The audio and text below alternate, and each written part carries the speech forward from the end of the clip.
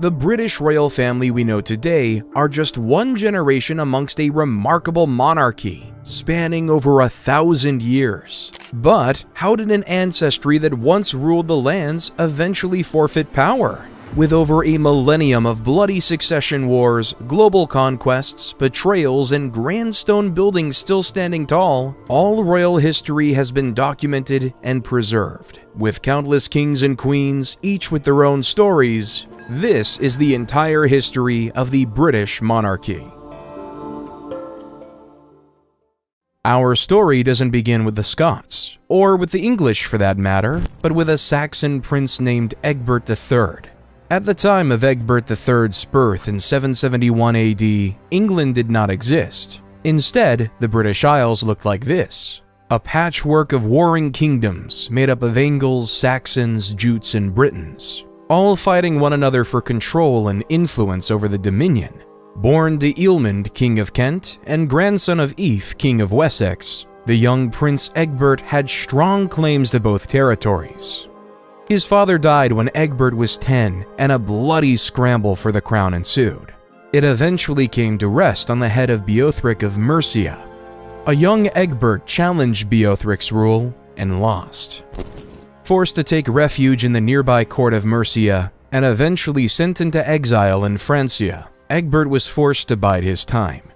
Learning from the French courts of Charlemagne and gaining experience as a military leader on the continent, Egbert grew into a king who was about to change the course of English history. In 800 AD, after the death of Beorhtric, Egbert crossed the Channel, returning to the land of his father, and made his claim to the throne of Wessex. Despite overwhelming support in both Europe and within the Wessex nobility, Egbert's ascension was by no means easy. Threats from nearby kingdoms were constant, and after losing his brother-in-law on the day of his ascension to an invading army of Mercians, Egbert was finally crowned King of Wessex in 802 AD. Immediately, he set about consolidating his power. He took control of the kingdoms of Kent, Essex, Sussex, and Cornwall, as well as large swaths of Wales. Even the Kingdom of Northumbria eventually submitted to the Crown of Wessex, placing all Anglo-Saxon kingdoms in Britain under the direct and indirect rule of Egbert of Wessex. Well, almost all. His old enemy, the Kingdom of Mercia, was a different story. The two sides had been locked in a constant state of warfare for centuries, with each kingdom trading territory and blood as the years wore on. King Egbert of Wessex would see brief success driving the King of Mercia, Wiglaf, out of his lands, but he was unable to hold them, and Wiglaf returned only a year later. Despite this though, the Anglo-Saxon chronicles remember Egbert favorably. For his role in uniting the Anglo-Saxon kingdoms of Britain, they bestowed onto him the title of Bretwalda, or Wide Ruler of Britain. And while he was never able to fully conquer the Mercian crown, his rule changed the landscape of Britain forever. Egbert of Wessex set in motion a policy of consolidation and expansion that his offspring would continue to enforce for the next 200 years, eventually leading to the unification of Britain and the birth of England. But there's still a lot of mess before we get there.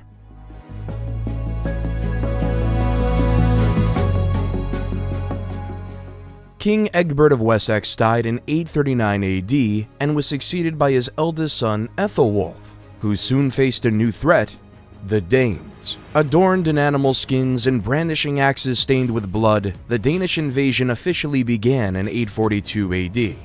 While Ethelwulf was victorious at the Battle of Aclea in 851 AD, driving the Danes back into the seas, he knew that this was just the beginning. The new threat worried the kingdoms of Britain so much that it forced Mercia and Wessex into an uneasy alliance with one another, putting an end to an almost 300-year conflict.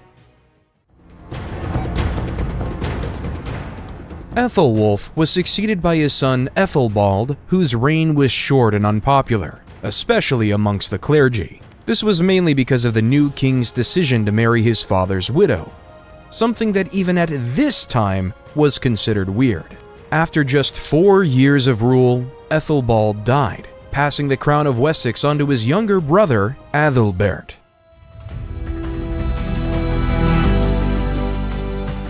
Like his father before him, Adalbert too was threatened by foreign invaders from the north. Viking raids along the coast, led by Ragnar Lodbrok and his son Ivar the Boneless, had been growing in violence and frequency, with Viking forces even sacking the Wessex capital of Winchester in 865 AD.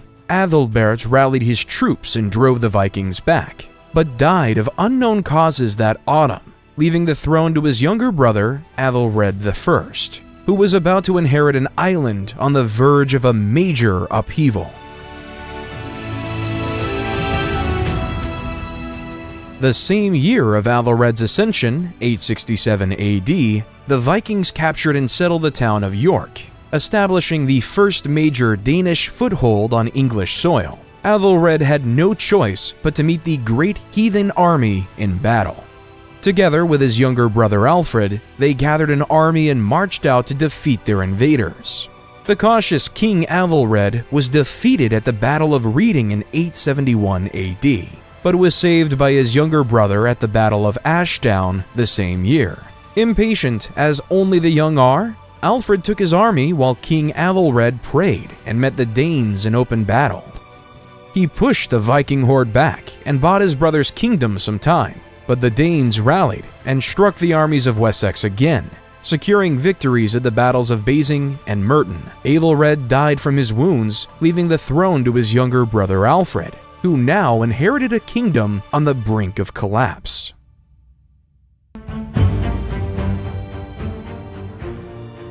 In 874 AD, the great heathen army marched on the kingdom of Mercia, defeating Burgred of Mercia and forcing the king into exile. With Mercia defeated, all that stood between the northern invaders and total control of England was Alfred and the kingdom of Wessex. As Danish forces closed in all around him, Alfred was pushed back and forced into a remote marsh in Somerset. He'd been betrayed by his allies, who now chose to negotiate with the invaders rather than fight. Total Danish control of Britain looked imminent, but the young king had not given up hope. He emerged from the marsh and surprised the Danish army in Edington, chasing the Danish king Guthrum back to his base in Chippenham and forcing the Danes into a siege. Guthrum held out for 2 weeks before he surrendered to Alfred's forces, and Alfred was victorious. The terms were simple. Guthrum was to leave Wessex and receive a Christian baptism. The Danish king obliged, and after his baptism was solemnized at Wedmore, he retreated to East Anglia, leaving Alfred to consolidate his gains. Victorious, Alfred took on a new name, Alfred the Great. With the Viking threat tamed, Alfred set about transforming Anglo-Saxon society for the better. He established fortified towns throughout his kingdom, built schools, and encouraged the acquisition of knowledge. There's even an unsubstantiated myth that he founded Oxford University. But perhaps his most important policy was the establishment of Dane law. England was to be divided. The south and east belonged to the Saxons, and Saxon law applied, while the north and west belonged to the Danes, and thus were subject to Dane law. This divide is still seen culturally, politically, and financially in Britain today. Alfred brought Anglo-Saxon England into a golden age. He tamed the Danish threat and kickstarted a new age of Saxon rule that permanently changed the landscape of Britain forever. Alfred the Great was succeeded by his son, Edward the Elder, in 899 AD. Edward was in many ways like his father, learned, pious, and a keen military tactician. His reign focused on two things: improving the administration of his lands and increased expansion both north and south. He was able to capture the Viking capital of York, but only held it for a year before he was forced to abandon it. He also successfully defeated the Viking presence in southern England, and now either directly or indirectly ruled over all the old kingdoms, barring Northumbria, which was still under Viking control. Edward the Elder died in 924 AD from wounds he received while quashing a Mercian rebellion in Chester, and passed his crown onto his son, Athelstan.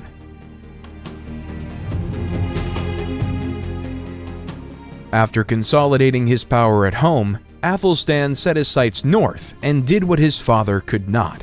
He conquered the Kingdom of Northumbria and took control of the Viking capital of York, conquering the last Viking territory on the island and pushing the Danes into Scotland. He continued his campaign into the Scottish territories, and after heavy losses on both sides, he emerged victorious at the Battle of Brunanburh, forcing the Scottish king to pledge overlordship to him. This made him the first true ruler over all the Anglo-Saxon kingdoms in Britain, with his control extending from the shores of Cornwall up to the highlands of Scotland. By uniting the Anglo-Saxons, Athelstan formed the Kingdom of England and is thus remembered as the first real English king. With the realm now firmly under his control, King Athelstan continued the policies and reforms of his grandfather, Alfred the Great. He centralized government, brought about massive legal reform in the realm, and concerned himself with European politics in a way his predecessors seldom had. He died in 939 AD, passing the throne onto his half-brother, Edmund the Magnificent. Edmund's reign would be almost entirely focused on keeping his half-brother's kingdom together.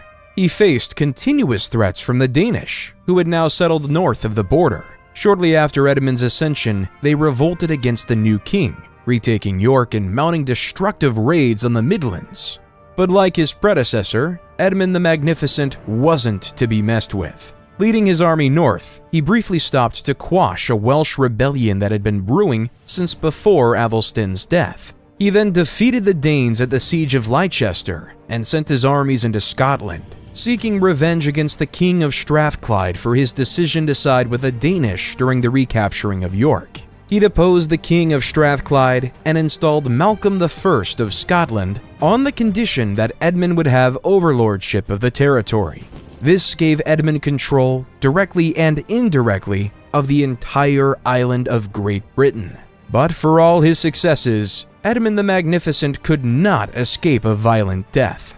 In 946 AD, while attending a St. Augustine's Mass in Gloucestershire, Edmund was attacked and killed by a thief named Leofa, who the king had previously banished for his crimes. Edmund the Magnificent was buried at Glastonbury Abbey, and the realm scrambled to find his successor.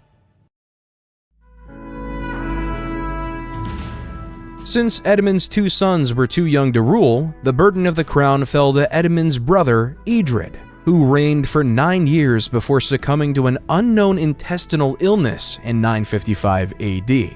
Edmund's eldest son, Edwig, was now 15 and took the crown as his own. He decided to split the realm between himself and his younger brother Edgar, ruling everything south of the River Thames, while Edgar ruled the north. King Edwig's reign was short, with the young king dying just 4 years after his coronation. He passed the Kingdom of England in its entirety to his younger brother, Edgar the Peaceful, in 959 AD. His reign was, as the name might suggest, considered a peaceful golden age where England was free from external attacks and internal disorder. He introduced a standardized coinage and was at the helm of the English Benedictine religious reforms that swept across the realm. But this peace did not last. His death in 975 AD thrust England back into a period of conflict and uncertainty.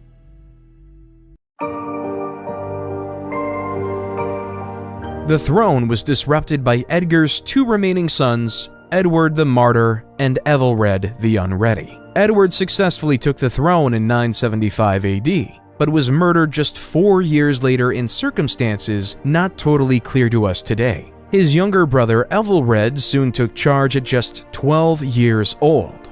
Before the young king had even a hair on his chin, an old enemy reared from far in the north. The Danes had returned and set about raiding English territories again. With every year, the threat grew more serious, and soon the English king could not afford to ignore them any longer. He gathered his armies and marched north, but was eventually defeated at the Battle of Maldon. Seeking a compromise, King Ethelred II was forced to pay off the Danish king and leave them to settle in the Kingdom of Northumbria. But, as it turns out, the king was not content to just let the invaders be. A decade after his defeat, he ordered the infamous St. Brice's Day Massacre, a brutal slaughtering of a Danish settlement which had dire consequences to not only his rule, but his entire family's place in history. Hearing of the attack on his people, King Svein Forkbeard of Denmark sailed to England, forcing Ethelred to flee to Normandy in 1013 AD. Svein Forkbeard ruled over England for just 4 weeks before his sudden and mysterious death. Seizing the opportunity, Ethelred returned and quickly retook control of the crown.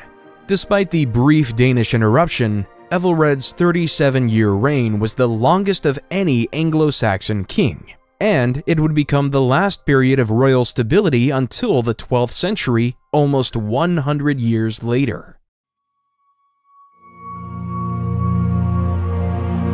King Ethelred the Unready died in 1016 AD, and the crown was passed on to his son, Edmund Ironside, who, like so many of those before him, was now forced to clean up the mess his father had made. You see, unbeknownst to Edmund, the Danish King Svein had a son, Canute the Great, who had been amassing an army in Denmark and preparing it to sail to England. Just weeks after the death of his father, and with the coronation wine barely out of his system, Edmund was forced to meet Canute and the Danes in battle. He was unsuccessful. With Edmund wounded, the two reached an agreement. Edmund Ironside was to rule Wessex, while Canute could have the rest of the country. This was October 30th. By November 18th, Edmund was dead, and Canute assumed kingship over the entire realm. After 214 years of hegemony, the House of Wessex had officially lost its control over England, ruling uninterrupted since Egbert III in 802 AD. 1016 would prove to be the dawn of a new age on the British Isles, the Age of Danes. After centuries of Danish activity on the island, a Danish king now sat on the English throne. Canute the Great was crowned in 1016 AD and wasted no time proving he was an astute leader and capable king. He understood that to rule the English, he would need their help. He appointed English counselors and clergymen, choosing to uphold the traditional customs and values of the land he'd inherited rather than to suppress them.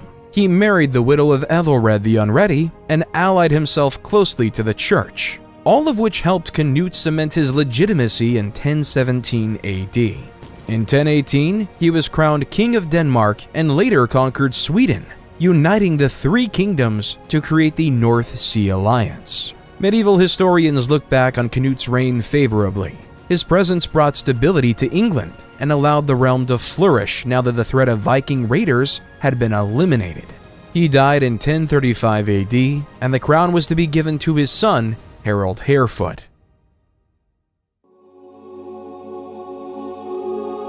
Harold had not been the first choice for succession, but with his older brother Harthacnut stuck in Norway dealing with a Swedish rebellion, therefore it was decided that Harold would be appointed king instead. This was not a popular decision, and many in the realm opposed it, most notably Godwin the Earl of Wessex and Emma of Normandy, Harold's stepmother and the widow of Ethelred the Unready. She'd had 2 other sons while with Ethelred, both of whom had been exiled to Normandy after the Danish conquest. But now, with Harthacnut absent and Harold struggling to consolidate his power, she called on them to return to England and take back their father's throne.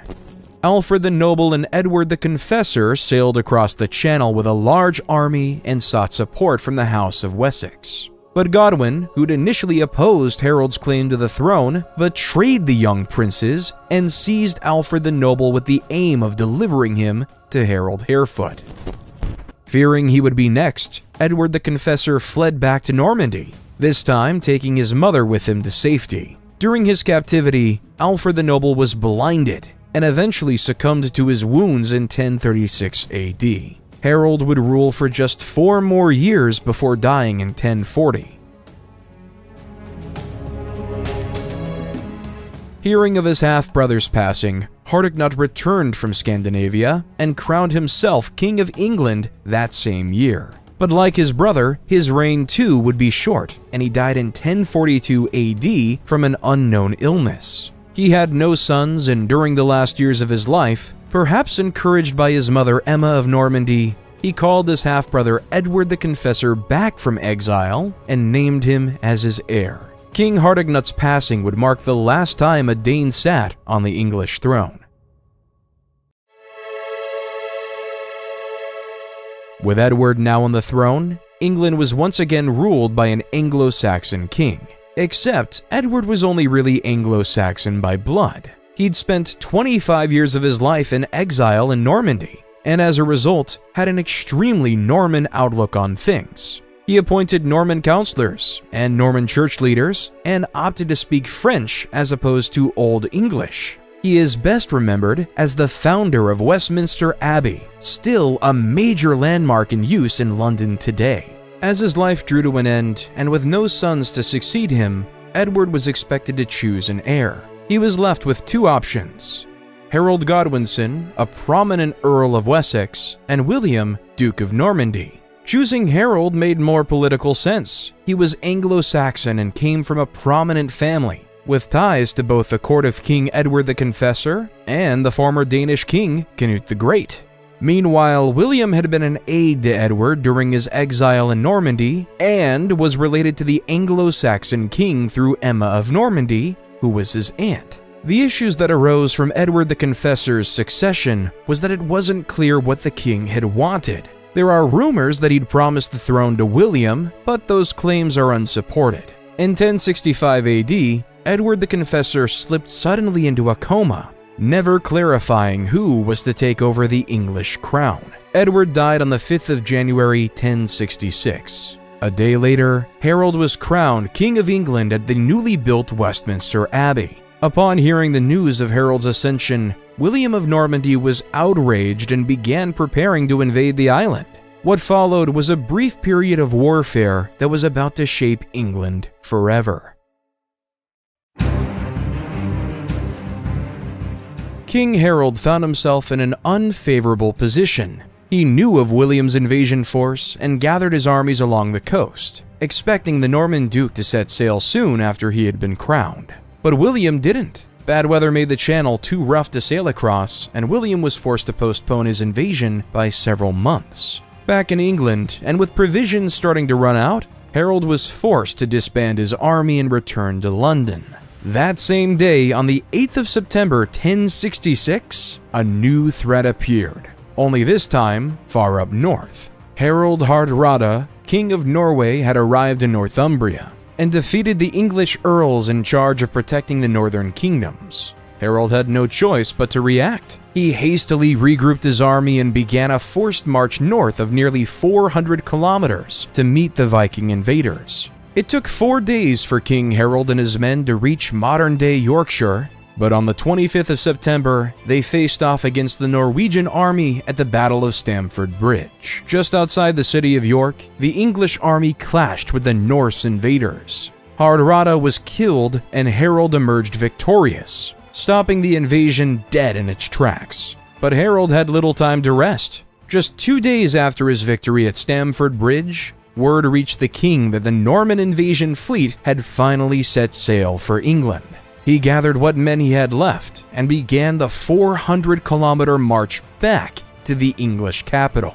Meanwhile, William of Normandy and around 7,000 men landed at Pevensey Bay in East Sussex and quickly took control of the old Roman fortifications nearby. It took King Harold and his army a week to reach the southern English coast, and Harold hoped his speech would catch William and his men by surprise. But Norman scouts had spotted Harold's army moving down and warned William of the king's arrival. On October 14th, 1066, a date forever etched in the annals of British history, the two armies clashed. The battle began at 9 a.m. and lasted the entire day. The English shield walls initially stood strong, surprising the Norman Duke and forcing him back, but William had come prepared. While Harold had only foot soldiers, the Norman Duke had brought with him cavalry and archers to supplement his main force. The Norman army feigned a retreat, which prompted the English troops to rush forward. This allowed the Norman cavalrymen to rout the disorganized English foot soldiers and slaughter them where they stood.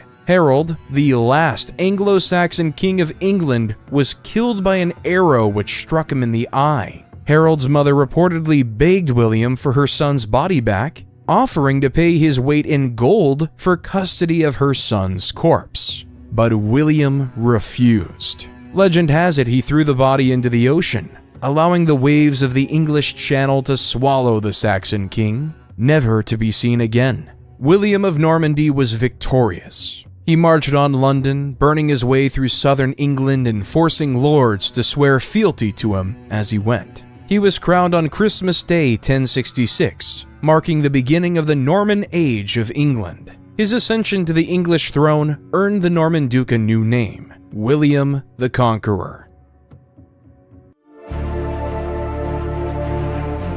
As king by conquest, William now faced the unenviable challenge of consolidating his power. He brutally punished those who had stood against him by confiscating their lands, removing their royal titles, and executing anyone he deemed a threat to his rule. Families that had remained neutral during the invasion or were quick to pledge their support to William after it were rewarded and allowed to continue operating as they had before. Some were even allowed to marry into the new royal family. But a change in leadership was not all William brought with him. One of his most enduring policies was the construction of motte and bailey castles throughout his kingdom. Initially made from wood and later rebuilt with stone, these fortifications became the landmark feature of William's rule in England.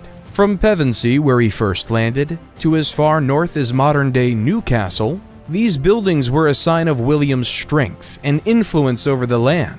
Historians estimate that around 500 of these castles were built within the first 20 years of Norman rule alone, and they gave William and those loyal to him a position from which to defend themselves against revolts and usurpers, of which there were many. William's first test came when his former ally Eustace, the Count of Boulogne, rebelled at Dover. Unhappy with his spoils of the conquest, he rallied local troops against the king and attempted to take Dover Castle. But he failed and was forced to return the land he had won. Next, the king was faced with a number of English rebellions further inland. There was Edric the Wild in Wessex, as well as Githa, mother of Harold Godwinson, organizing revolts as south as Exeter. William dealt with those rebellions swiftly and with relatively little bloodshed. But in 1069 AD, the North rose up in revolt, and William responded in what would later be known as the Harrying of the North. It was a put-down so brutal that it left the areas of York and Durham underpopulated for centuries after. But his show of force had done its job. England was now firmly in his control. With this stability, the king felt confident enough to travel between England and the continent with increasing frequency. After 1072, he gave up making the journey and spent the majority of his time in Normandy, leaving England to be ruled by his half-brother Odo of Bayeux and his wife Matilda of Flanders. It was during this time that the first ever national census was conducted in England. The dramatically named Domesday Book was, in effect, a royal survey of all the lands in England simply for administrative and tax purposes. Its name derives from the Christian Day of Judgment, and the aim of the project was to streamline and regulate tax collection in the realm. Its historical relevance cannot be understated, as it gave historians an incredibly detailed look into what life was like at the time of the Norman invasion, and it currently lives in the National Archives at Kew in London. A year after the book was completed, on the 9th of September 1087 AD, William the Conqueror died of dysentery while on expedition in France. As was the custom of the time, he divided his properties between his 3 living sons. Robert got Normandy, William got England, and Henry got money. While the new king, William, may have inherited his father's lands and name, he had unfortunately inherited little else. Crowned king a month after his father's death, he quickly established himself as an unpopular, greedy, and self-centered ruler. He was a poor administrator who frequently angered the church and provoked his nobility with an unpredictable temperament and unyielding attitude. It's perhaps no surprise then that after 13 years of rule, King William II met his end during a hunting accident, the details of which aren't totally clear, but it is reported that William stepped in front of a stray arrow, dying of his wounds on the spot. The man who shot the arrow, William Tyrrell, fled after giving his account of the ordeal. With King William II dead, the throne was to be passed on to his older brother, Robert, Duke of Normandy. But Henry, the youngest of the three, had other ideas. With Robert busy on the continent ruling as Duke of Normandy, Henry took control of the royal treasury in London and proclaimed himself King of England in 1100 AD. Robert did eventually challenge his younger brother for the English throne, but King Henry was victorious at the Battle of Tinchebray in 1106. Defeated, Robert was stripped of his dukedom and would spend the rest of his life in prison. Thankfully for England, Henry I turned out to be a much better ruler than his brother before him. He successfully expanded royal administration throughout the realm and further solidified the rule of law. He set up the Court of the Exchequer to directly handle all financial matters, something which greatly improved the processes of collecting taxes and granting charters. He ruled for 35 long, peaceful, and prosperous years during a time of great social and political change on the island.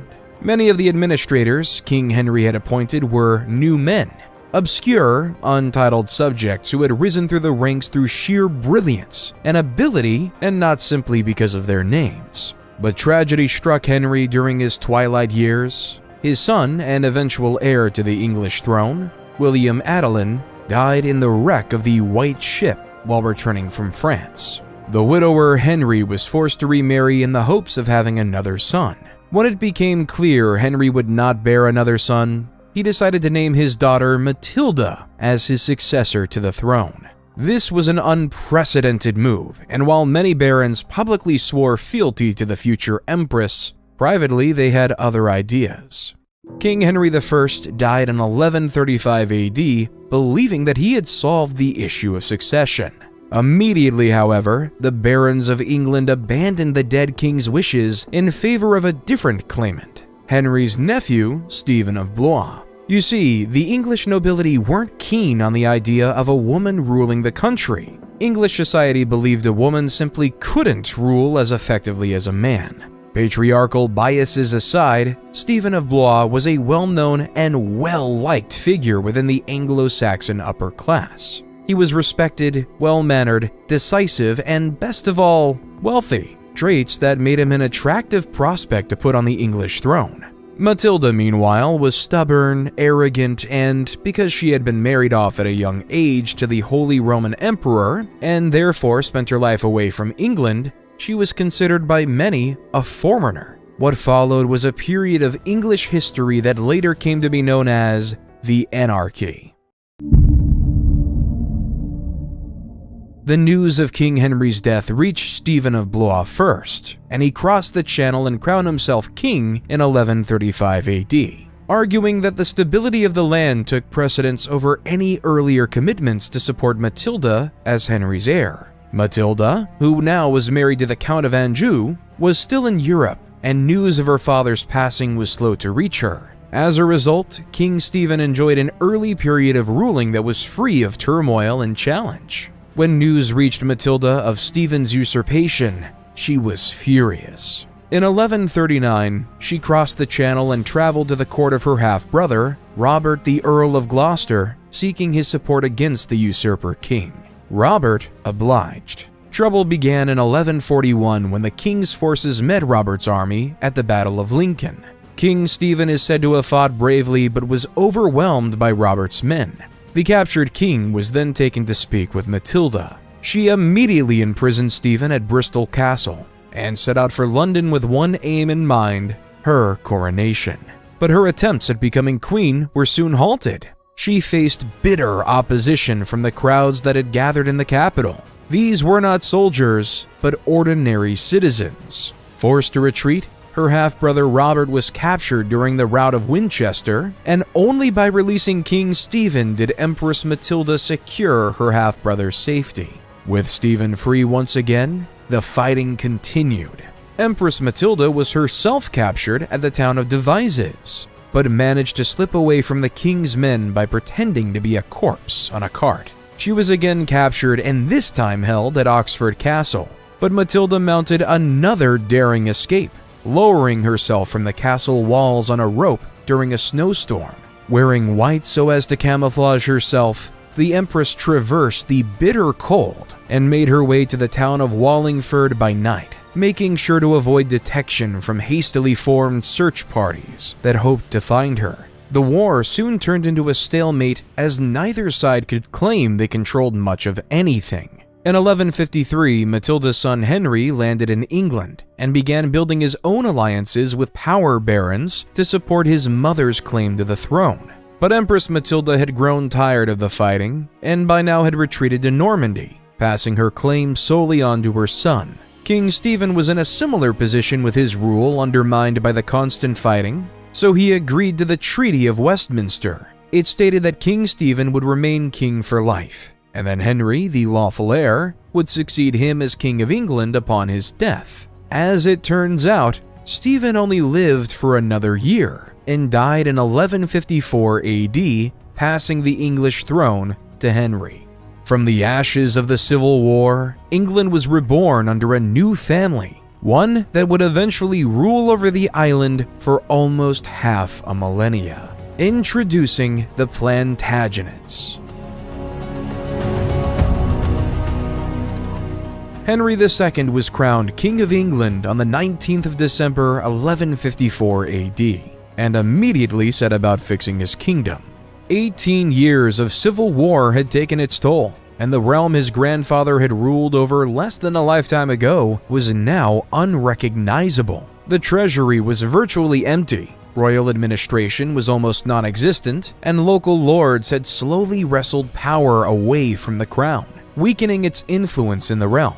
Henry began by restoring the power of royal administrations, as well as re-establishing English hegemony over Wales. He razed unlicensed castles that had sprung up during the Anarchy, and reclaimed many of the rights and powers the crown had lost during the reign of King Stephen.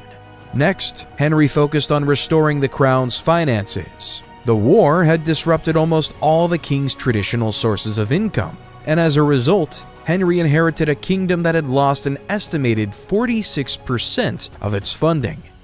Faced with an administrative nightmare, the king needed help. He was soon introduced to a cleric from London who had earned a reputation as an astute and capable administrator. His name was Thomas Becket. Ruthlessly efficient and brilliant at this post, Becket was appointed Lord Chancellor in 1155, giving him direct control over the king's sources of revenue. Becket was successful at his new post, and King Henry had a lot of admiration for the Chancellor. As a new man, Becket championed the idea set forward by Henry's grandfather, that of promotion through ability and not title. And even beyond this, the two men quickly became friends. The king even sent his son Henry to live in the Becket household as a young boy, highlighting just how close the two families really were. So, when the Archbishop of Canterbury died, Henry saw a golden opportunity. Wanting to reassert his rights over the church in England, which had been growing increasingly powerful in recent years, King Henry II encouraged a reluctant Thomas Becket to take up the position of Archbishop. It was a win-win for Henry. Becket was a powerful chancellor, and his new position as Archbishop would weaken him politically, meaning Becket would have to rely more on King Henry for support. Moreover, Henry assumed his old friend would act in the crown's best interest, weakening the church's growing influence over the Kingdom of England. But he was wrong. Almost immediately after his ordination in 1162 AD, Thomas Becket changed. He abandoned his links to the royal family and fashioned himself as a new protector of religious rights. Henry's plan had backfired enormously. Their friendship did little to stop them from clashing on a number of issues, mainly the question of the supremacy of ecclesiastical courts. Put simply, during Henry's reign, clergy members could only be tried for their crimes in church courts. The king didn't like this, as it made the crown appear weak and subservient, implying that the church and its clergy were above royal ordinance. Add to this the fact that a huge portion of England's administrative body was made up of clergymen, and Henry was anxious to wrestle power back from the church. He argued that criminous clerks should be tried in royal courts instead. Becket disagreed. This enraged King Henry II, who was known for having a wild and unpredictable temperament. Fearing for his life, Archbishop Becket fled to France, where the Pope was forced to intervene, mediating a fragile peace between the old friends. Upon his return, Becket immediately angered Henry by excommunicating the bishops who had supported the king during the archbishop's exile. Henry flew into another rage, and 4 knights, perhaps hoping to curry favor from the king, rode to Canterbury and killed Becket on the steps of his altar where he stood. It was a shocking move, and one that Henry came to deeply regret. Filled with remorse, King Henry walked to Canterbury Cathedral in sackcloth and ashes, allowing himself to be whipped by the monks there. Becket was martyred, and the power of the church grew as a consequence. Henry's own demise would eventually come at the hands of his 3 sons. In 1173, the heir to the English throne, young Henry, rebelled against his father. Joined by his 2 brothers, Richard and Geoffrey, as well as several European states, the Great Revolt began, and King Henry II was forced to meet the rebels in battle. The revolt was only stopped thanks to Henry's talented local commanders, many of whom were new men appointed for their loyalty and administrative skill.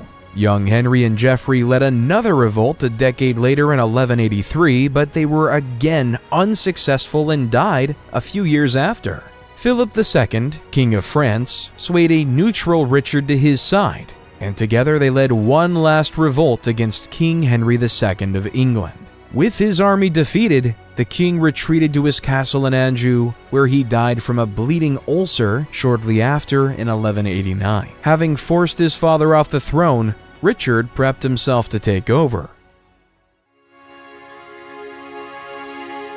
Richard I was crowned king at Westminster Abbey on the 3rd of September 1198. Fondly remembered in English history as Richard the Lionheart for his bravery and skill in battle, Richard's rule is unique, as he spent the majority of it abroad fighting in what would later be known as the Third Crusades.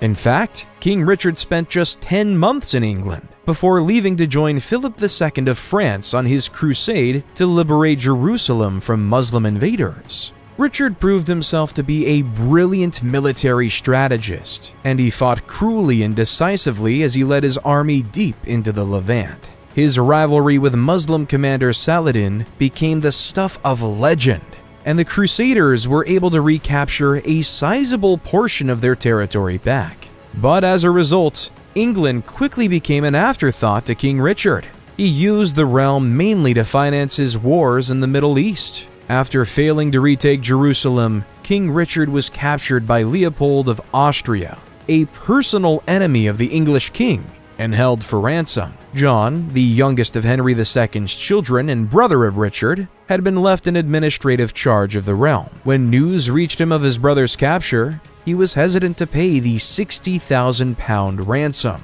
With help from the Archbishop of Canterbury and his mother, Eleanor of Aquitaine, King Richard's ransom was paid and he was free once more. But Richard the Lionheart died as he lived, fighting.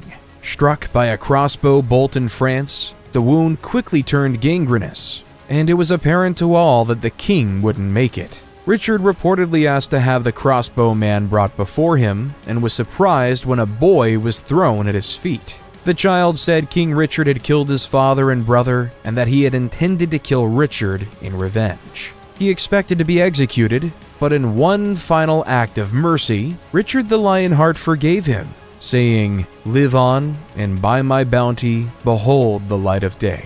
Richard died in his mother's arms on the 6th of April, 1199. Chroniclers of this time said this of the king's death: "The lion by the ant was slain." With his brother now dead, John was crowned King of England in 1199 AD. Like his older brother before him, John too was given a nickname, although one far less romantic. He was called John Lackland, or Lack of Land, as he was not expected to inherit any significant lands upon his father's death. But as fate would have it, as the youngest of Henry II's 4 sons, John had not been involved in any of the wars against his father, and had therefore been given lands in Ireland and France as a thank you for his loyalty. Unfortunately, though, this was about as good as it got for King John. While Richard the Lionheart was an absent but popular king, John was the complete opposite. He was a poor administrator, a greedy statesman, and a terrible fighter, whose over-involvement in ruling led to a sharp decline in the power of the English crown. In 1204, he lost all his family's lands on the continent, severing the aristocracy of Normandy from England for the first time since William the Conqueror's accession in 1066. He was briefly excommunicated in 1209 by Pope Innocent III after an argument with his clergy, and was becoming increasingly unpopular with the barons of England for his poor leadership and decision-making.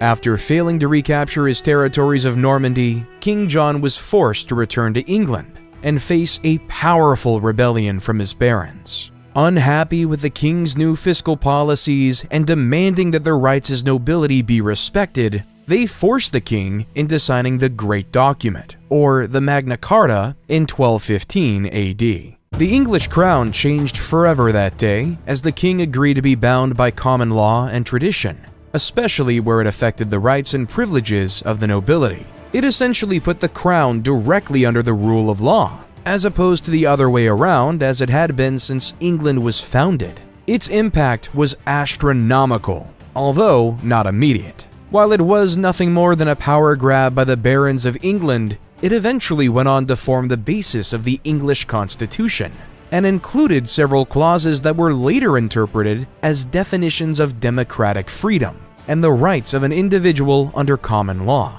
King John had hoped that by signing the Magna Carta, he could appease his nobility and stop a war from breaking out in the kingdom. But once again, he was wrong. Still unhappy with King John's rule, the First Barons' War ignited in England in 1215. But, despite backing from the King of France, the English barons were unable to score any decisive victories over King John and his men, and the war quickly became a stalemate. While on campaign, King John died of dysentery he'd contracted while overindulging on peaches. A fitting death, perhaps. As a result, the throne was passed on to his son Henry, who now had the unpleasant task of finishing what his father had started. At just 9 years of age, Henry III was crowned King of England on October 28, 1216. Inheriting a kingdom on fire, the new King Henry was faced with the challenge of ending the First Barons' War. The king's army was led by William Marshal, 1st Earl of Pembrokeshire, and servant to 5 English rulers before him. He was a brilliant commander and successfully defeated the Baron army at the Battle of Lincoln and the Battle of Sandwich that same year. With the barons defeated, they now had to answer to their new king. Henry showed great diplomacy and maturity by promising to abide by the Magna Carta, agreeing to limit his royal power and protect the rights of the nobility. With the rebellion quashed, Henry now turned his attention to repairing his kingdom. With the help of able statesmen and administrators, the next few years of King Henry's reign focused on regaining royal control that had been lost during the war. In 1230 AD, he had secured his power, and now well into adulthood, he set his sights on his father's greatest shame, their provinces in France. The English crown had never fully recovered from losing its grip on the Angevin Empire, and King Henry III sought to fix that. He prepared an invasion fleet, planning to take the territories by force and re-establish English control over land he deemed his birthright. But the invasion was a disaster, perhaps on the advice of the 1st Earl of Kent, who had been ruling the realm on behalf of the young king while he was still coming of age. Henry avoided meeting the French in open battle, and instead marched his troops across the countryside, forcing local barons and lords to pay homage to him. Some did, some didn't, and it was a pointless venture that didn't really mean much for English control in the region. Eventually, Henry was forced to return to England, having achieved nothing. As soon as Henry and his troops left France, those barons who had pledged themselves to him went right back to supporting the French king. The invasion had been a costly fiasco that made Henry extremely unpopular amongst his nobility. Hubert, 1st Earl of Kent, had now fallen out of favor with the king, and upon their return to England, Henry dismissed him, eventually imprisoning Hubert in the Tower of London. And the man chosen to replace him was no better. Peter de Roche took over as the king's justiciar and immediately set about reversing the policies of his predecessor. He stripped his enemies of land and wealth, circumventing the royal courts, and angering the nobility who believed that their rights were being infringed upon once again. Richard Marshall, the son of William Marshall, who had led the royal army in the First Barons' War, began to amass troops, only this time in support of the English barons. They argued that the king had again failed to protect their rights as outlined in the Magna Carta, and thus a new civil war broke out. Unable to gain a clear military advantage against the rebels, and with tension in France growing, King Henry had no choice. He agreed to the dismissal of Peter de Roche and submitted fully to the rebels' demands. King Henry had learned his lesson. Never again was England ruled through senior ministers, and the king now chose to administer the realm personally. The only problem was that Henry was not a good administrator. He filled the church with absentee Italian appointees, and much of the civil offices with French bureaucrats, actions which unsurprisingly angered the nobility of England once more. This led to the barons to once again take action against the king.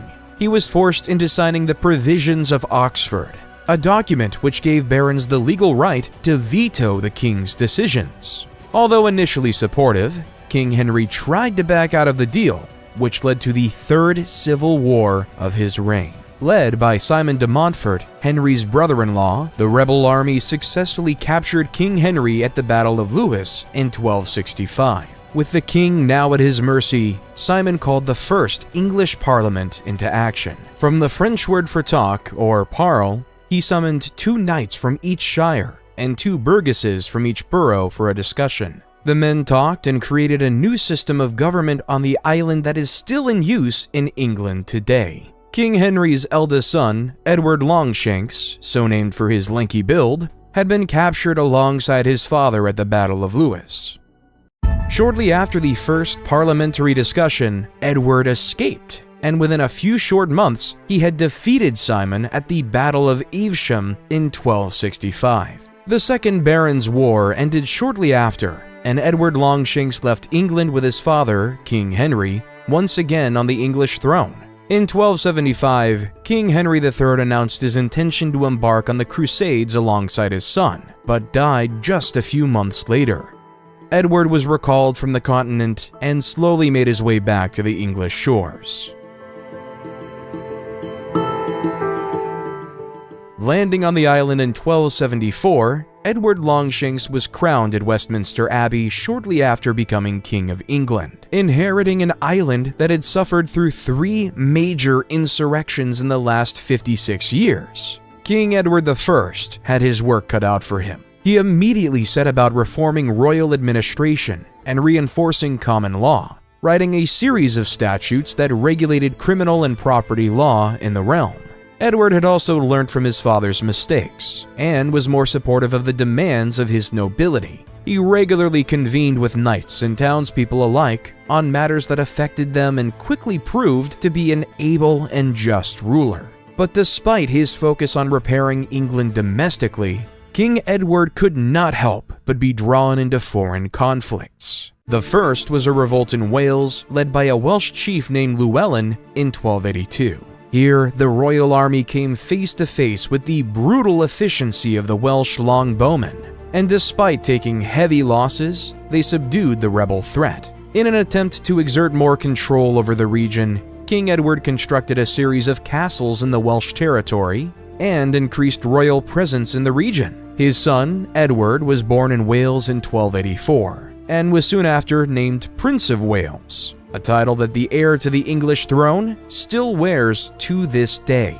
In 1291, another foreign conflict called his attention, this time at the northern border. Asked to arbitrate between 3 rival claimants to the Scottish throne, Edward chose to crown John Balliol. The only problem was that John Balliol had previously paid homage to the English king, thus ruining any impartiality Edward was supposed to have. This angered the lords of Scotland, who in turn allied themselves with France, leaving England threatened on all sides. King Edward then retaliated. Claiming feudal suzerainty over Scotland, he marched his army north and invaded, defeating Balliol in 1296 and taking the Scottish crown for himself. He also took the Stone of Scone, an important relic of Scottish nobility where all Scottish kings were crowned upon. The stone is still used to crown British monarchs today and currently resides at Westminster Abbey in London. For his actions in Scotland,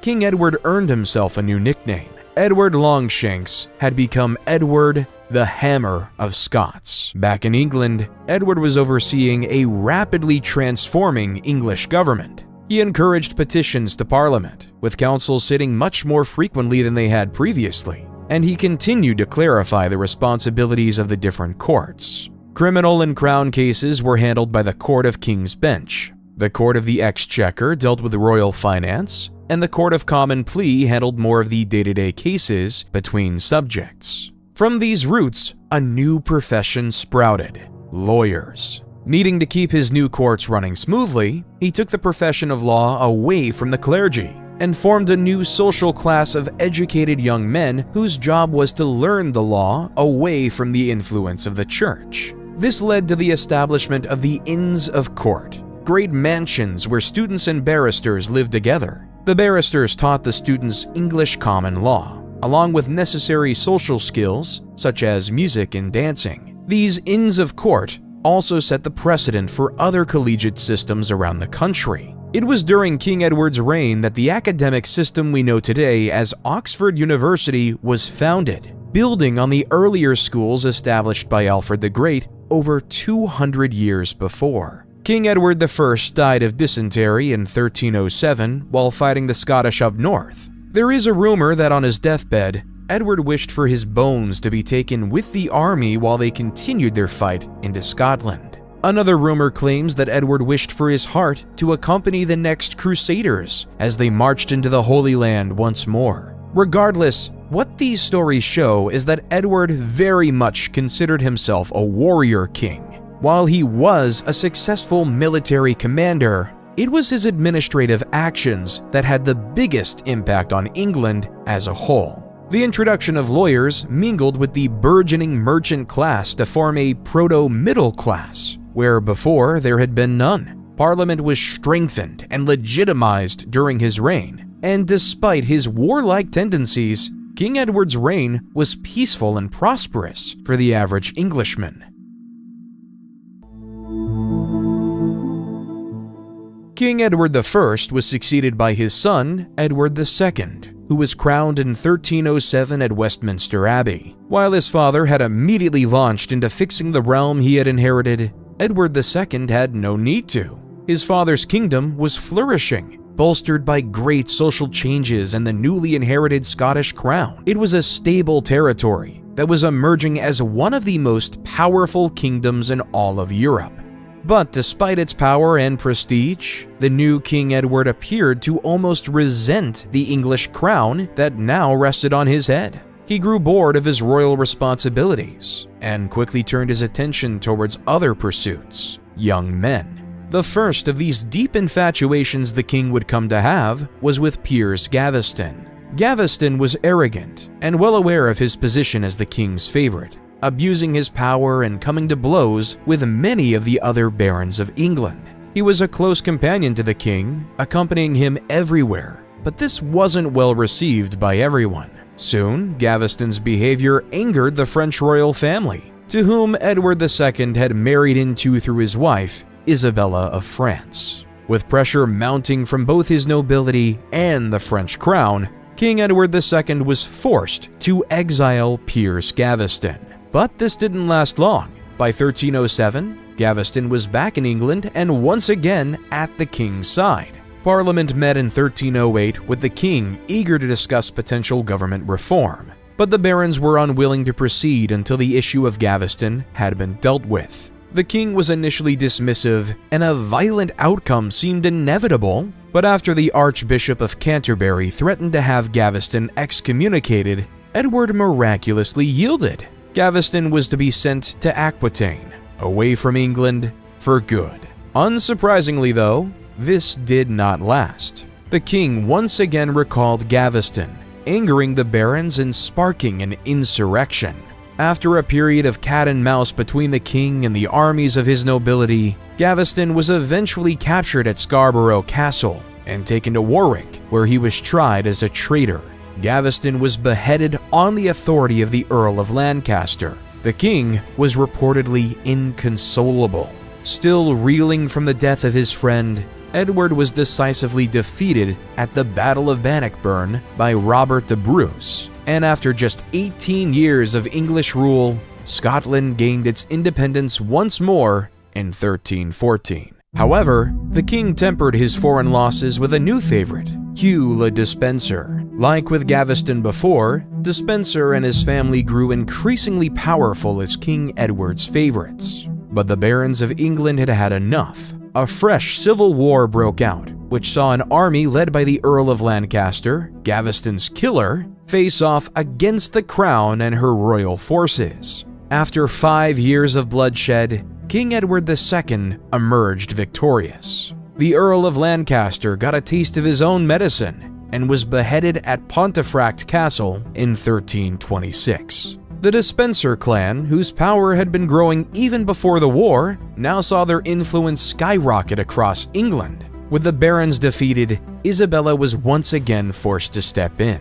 With backing from the French crown, Queen Isabella raised an army and marched against her husband. Aided by her longtime lover Roger Mortimer, the king defeated King Edward and his army, captured Hugh le Despencer, and tried the young chamberlain with treason. Despencer was, unsurprisingly, found guilty and hung, drawn, and quartered for his crimes. Fearing that her husband would once again undermine her, Queen Isabella forced King Edward II to abdicate his throne. It was decided that their son, Edward III, would take over in his place.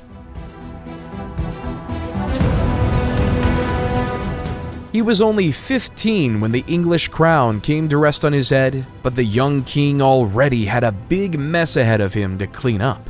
His father's unorthodox style of governance had left England in a financially precarious position, and the crown's influence had been steadily undermined by the barons who administered the lands. But before he could set about fixing his kingdom, he would have to wait to come of age. In the meantime, his mother Isabella and Roger Mortimer ruled as regents in his place. However, King Edward hated this. Mortimer held all the power, and Edward grew resentful of his mother, who always sided with her lover on courtly matters. In 1330, on the eve of his 18th birthday, King Edward III rebelled against his regents, having his mother's lover hanged and taking full control over the English crown. With power now firmly his, Edward did what most medieval kings do. He waged war. Turning his attention to the newly independent Kingdom of Scotland, he mounted a successful campaign against them, crushing their army and retaking land his father had lost. But these gains were hard to hold on to, and soon a new conflict would demand all of King Edward's attention. In 1337, King Philip VI of France confiscated the English king's Duchy of Aquitaine, a move that greatly angered Edward. Instead of seeking a peaceful resolution like his father had, King Edward responded by laying claim to the French throne.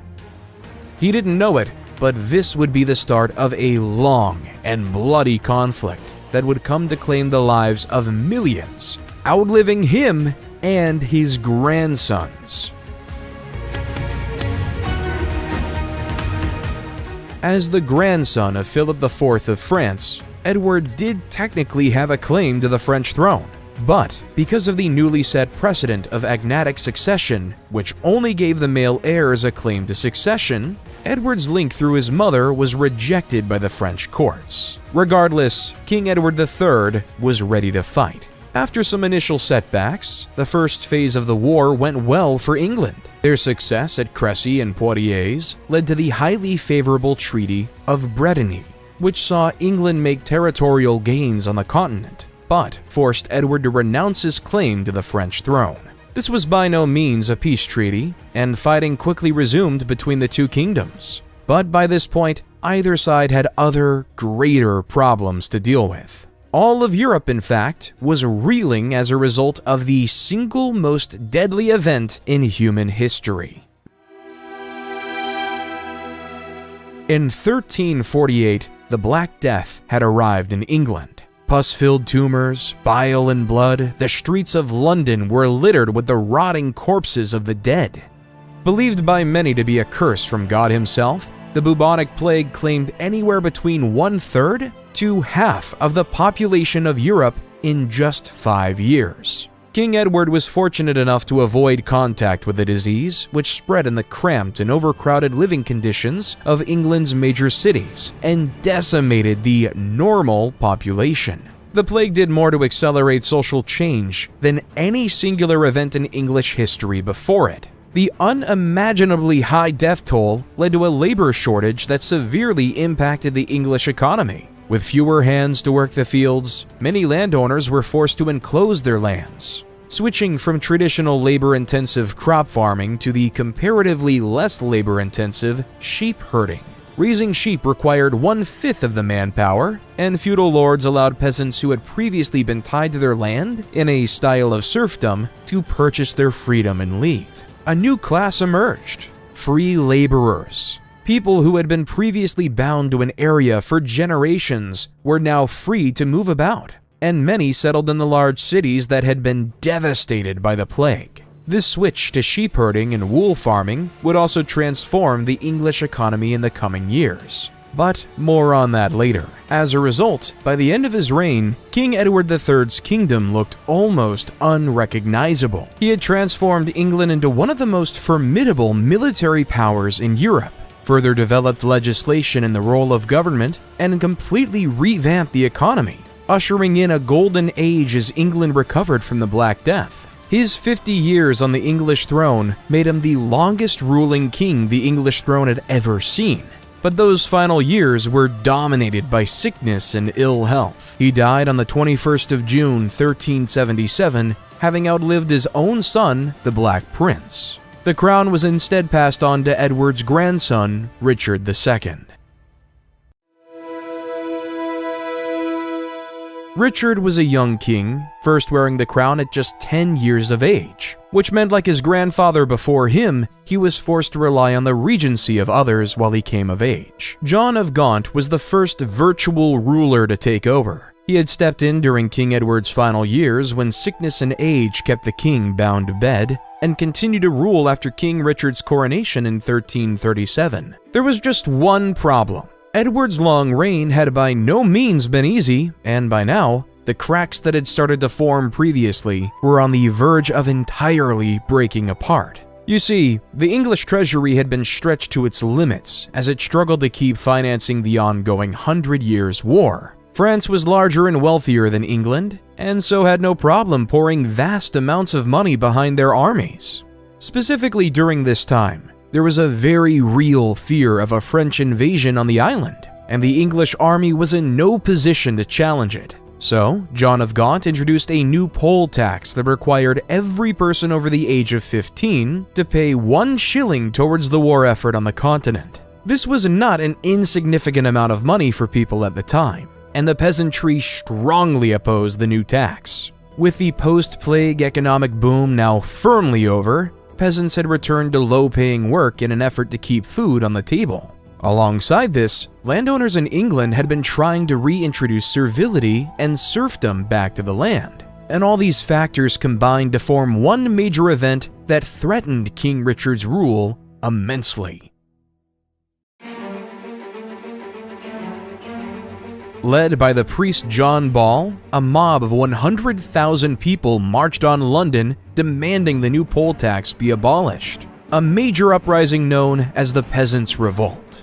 The crowd was unruly, and within hours of their arrival in the capital, a destructive rampage broke out. The protesters burnt down the Savoy Palace, home of John of Gaunt, and even murdered the Archbishop of Canterbury. Faced with little choice, King Richard II and the Lord Mayor of London met with the demonstrators in a field just outside the city to discuss their terms. The conversation began amicably enough, But one of the other leaders, Wat Tyler, grew abusive and demanded more than the king and mayor would concede. Offended, the Lord Mayor of London drew his sword and killed Tyler on the spot. Fearing that the crowd would turn violent again, the young king made an extraordinarily brave move.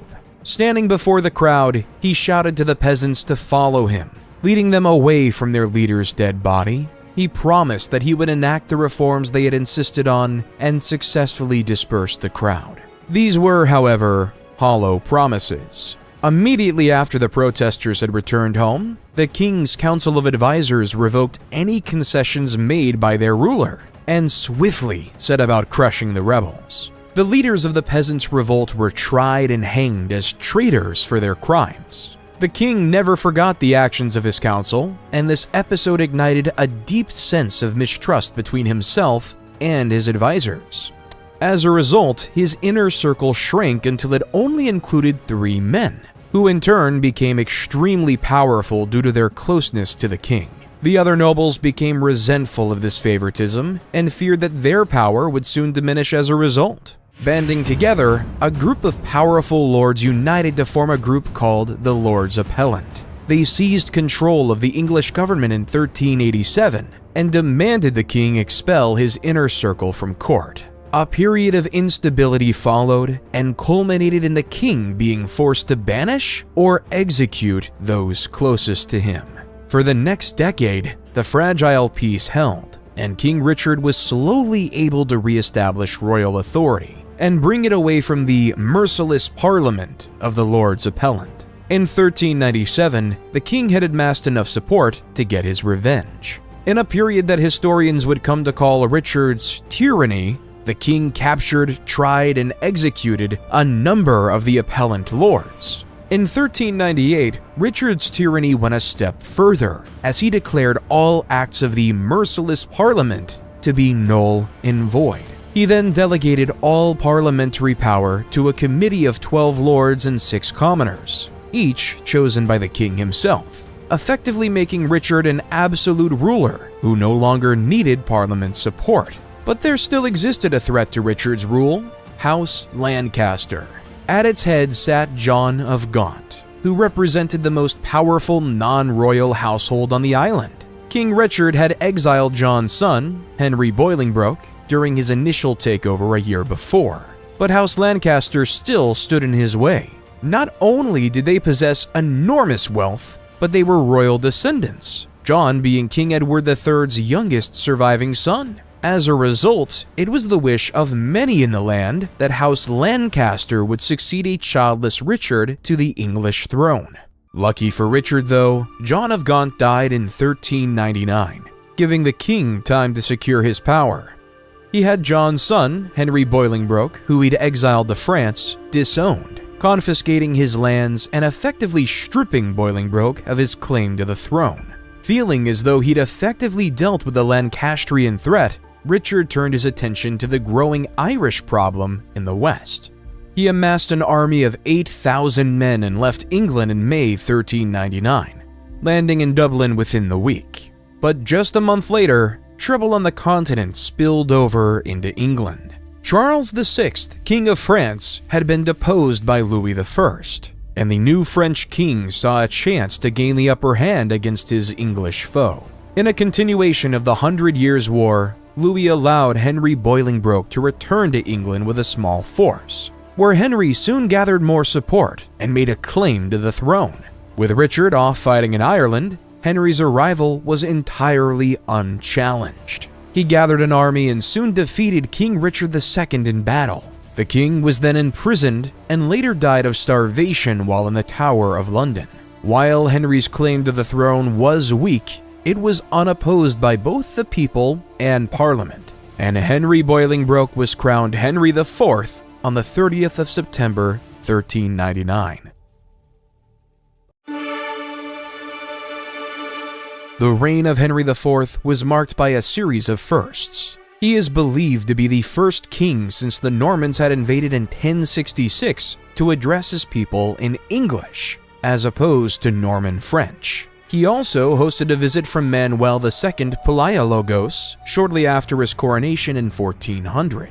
making this the only time a Byzantine emperor ever visited England. In 1406, English pirates captured the future James I of Scotland, then aged 11, off the coast of Yorkshire. The young prince would remain Henry's prisoner for the rest of his reign. Aside from that, though, the reign of King Henry IV was largely uneventful. He was mainly forced to deal with plots and rebellions from abroad, as well as a number of domestic assassination attempts on his life. He put down a rebellion in Wales against Owain Glyndŵr in 1400, and was forced to deal with a series of rebellions led by Henry Percy, 1st Earl of Northumberland in the north. The Percy Rebellion, as it came to be known, ended at the Battle of Shrewsbury in 1403, where Henry's eldest son, Henry of Monmouth, showed great military prowess, leading his troops in a decisive victory against Percy's forces. During the battle, though, Henry of Monmouth was struck by an arrow to the face, but luckily survived. During the last years of his rule, the rebellions had become more frequent. A rumor soon took hold in London that Richard II, who had died of starvation in the Tower of London, was actually still alive. This was all in spite of Henry's best efforts to prove Richard had died while in captivity. King Henry had the body of Richard on display at St. Paul Cathedral shortly after his death, in an effort to prove to his supporters that the old king had in fact died, and that his death had not been violent. However, this didn't stop Scottish emissaries from traveling throughout the villages of England, declaring that Richard was alive and residing at the Scottish court. Sir Elias Lyvet and his associate Thomas Clark searched for an appropriate look-alike and promised him Scottish aid to carry out the insurrection. Unsurprisingly, the rebellion came to nothing. Lyvet was released, and Clark was thrown into the Tower of London. Towards the end of his life, Henry was taken by recurring bouts of serious ill health. Henry died in London at the Abbot's House of Westminster Abbey in the Jerusalem Chamber during a convocation of Parliament. He was buried at Canterbury Cathedral, adjacent to the shrine of Thomas Becket. The English throne, in its entirety, would go on to his son, Henry of Monmouth.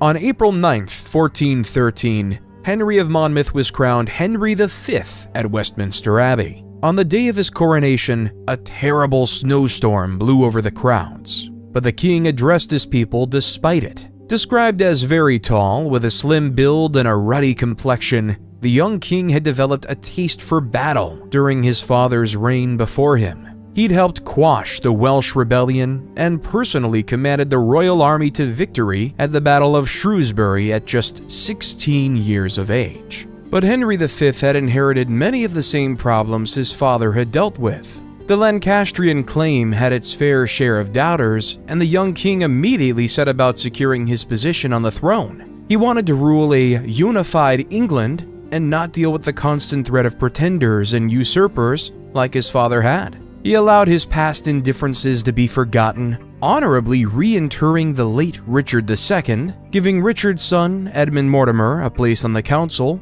and gradually restoring titles and estates of those who had suffered under his father's reign. When he did face a serious threat, he proved a decisive decision-maker. He ruthlessly put down the Lollard discontent in 1414, and the Southampton Plot of 1415, which involved a number of earls and barons who supported Edmund Mortimer's claim to the throne, which was easily dealt with as it failed to gain much popular support. Mortimer himself remained loyal to the king throughout the plot. He promoted the use of the English language in government, keeping records in English and using English in his personal correspondence for the first time since the Norman conquest 350 years earlier. With his domestic situation now under control, Henry could turn his attention abroad. The Hundreds-Year War was still ongoing, despite a brief period of inactivity from both sides. In 1415, King Henry V took an army and landed at Harfleur in Normandy, intent on regaining territory on the continent. After a brief siege, Henry and his men take the city of Harfleur, but it's a costly victory. It had taken Henry longer than he would have liked, and his men had suffered. Having arrived in Normandy with 12,000 men, Henry's troops now numbered only 6,000 due to desertion, starvation, and disease. Against the advice of his council, he ordered his men to march across the French countryside towards the English-held port city of Calais, where they could rearm and return to England. Unable to cross the River Somme, Henry V was forced to make a detour inland, where he was intercepted by French forces. Near the village of Agincourt, Henry's men were exhausted. The French army outnumbered them 5-1, and many of the rank and file were suffering from dysentery. Regardless, Henry had little choice but to meet the French in battle. Heavy rain the night before had made the ground around them a marshy bog, and as the astute tactician that he was, he intended to use that to his advantage. At 11 a.m., the French army attacked, mounting a cavalry charge straight at the main English line. Henry brought his archers forward and ordered them to unleash hell. With a 250-meter killing range, the English longbowmen slaughtered the French cavalry, who had been slowed down in the mud. Many were forced to dismount, and some drowned in the thick mud where they stood. By the time the cavalry reached the English line, Henry had ordered his archers to drive large, pointed stakes into the ground, a new tactic never before employed by the English against the French. The charge was rendered useless, and a melee broke out. Eventually, the English archers abandoned their bows and took to fighting hand-to-hand.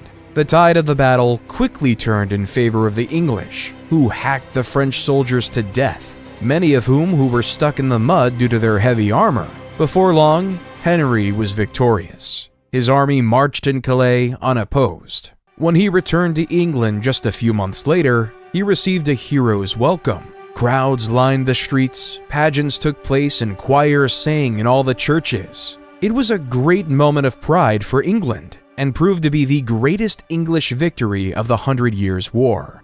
From a practical standpoint, it greatly bolstered Henry V's claim to the French throne.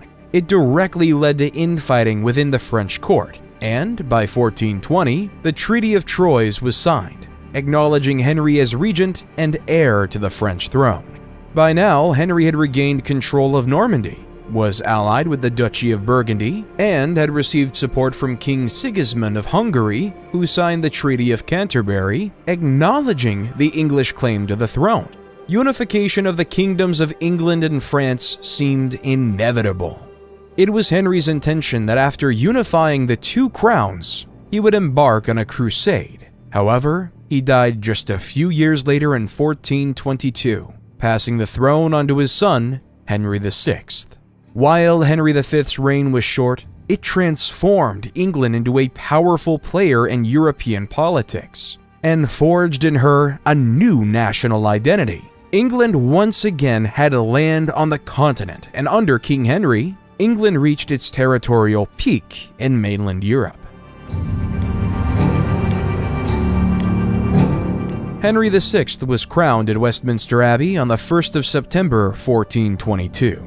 Young kings were nothing new in the realm, but Henry VI broke every English record, ascending to the throne at just 9 months old and becoming the youngest ever King of England. Still breastfeeding, the burden of administration quickly fell to regents who ruled England together. Just a few months after his coronation in England, the baby King Henry traveled to France and was crowned King of France at Notre Dame Cathedral, in accordance with the Treaty of Troyes his father had signed just a few years earlier. This made King Henry VI the only English king to also be crowned King of France in French territory.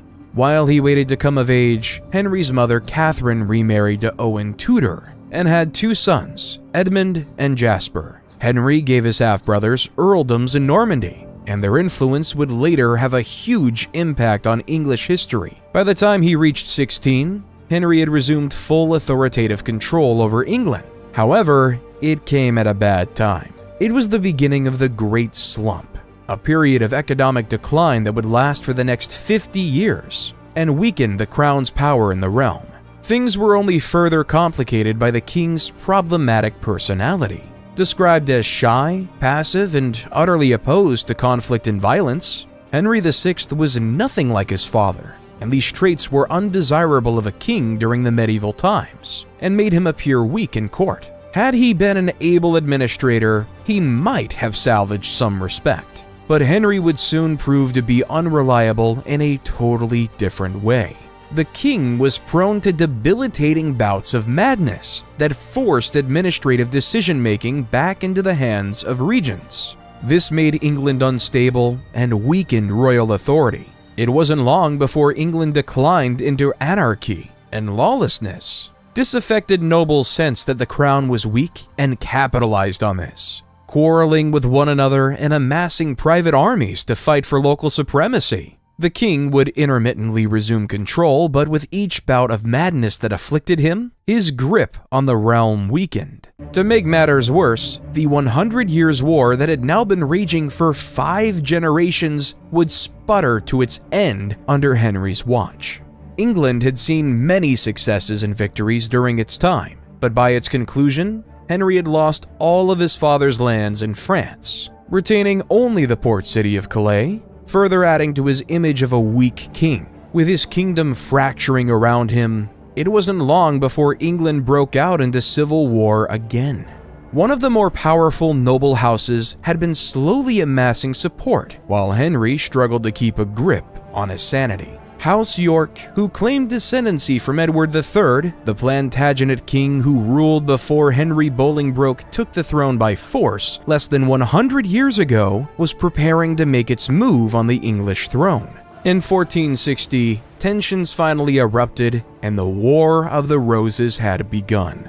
So named for the Red Rose of Lancaster and the White Rose of York, the Yorkist rebels scoured a quick and early victory at the Battle of Northampton on the 10th of July, 1460, capturing King Henry and making him a Yorkist prisoner. The Queen, however, was able to escape, traveling through Wales and into Scotland, where she sought refuge in the court of the Scottish Queen Regent, Mary of Guelders. After amassing an army of her own, she marched back into England seeking to rescue her imprisoned husband. After defeating the Yorkist army at the Battle of Wakefield, she marched her army south to St. Albans, where the king was being held.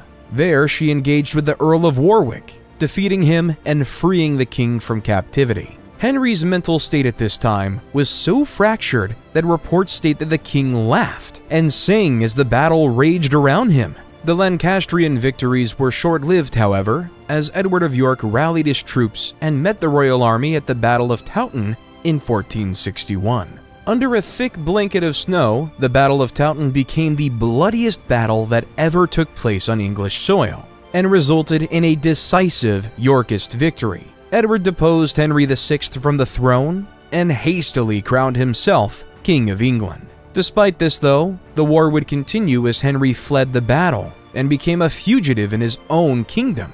Henry VI was eventually betrayed by the Black Monk of Addington and captured by Yorkist forces. The new King Edward decided to spare the Mad King's life, instead putting him in the Tower of London.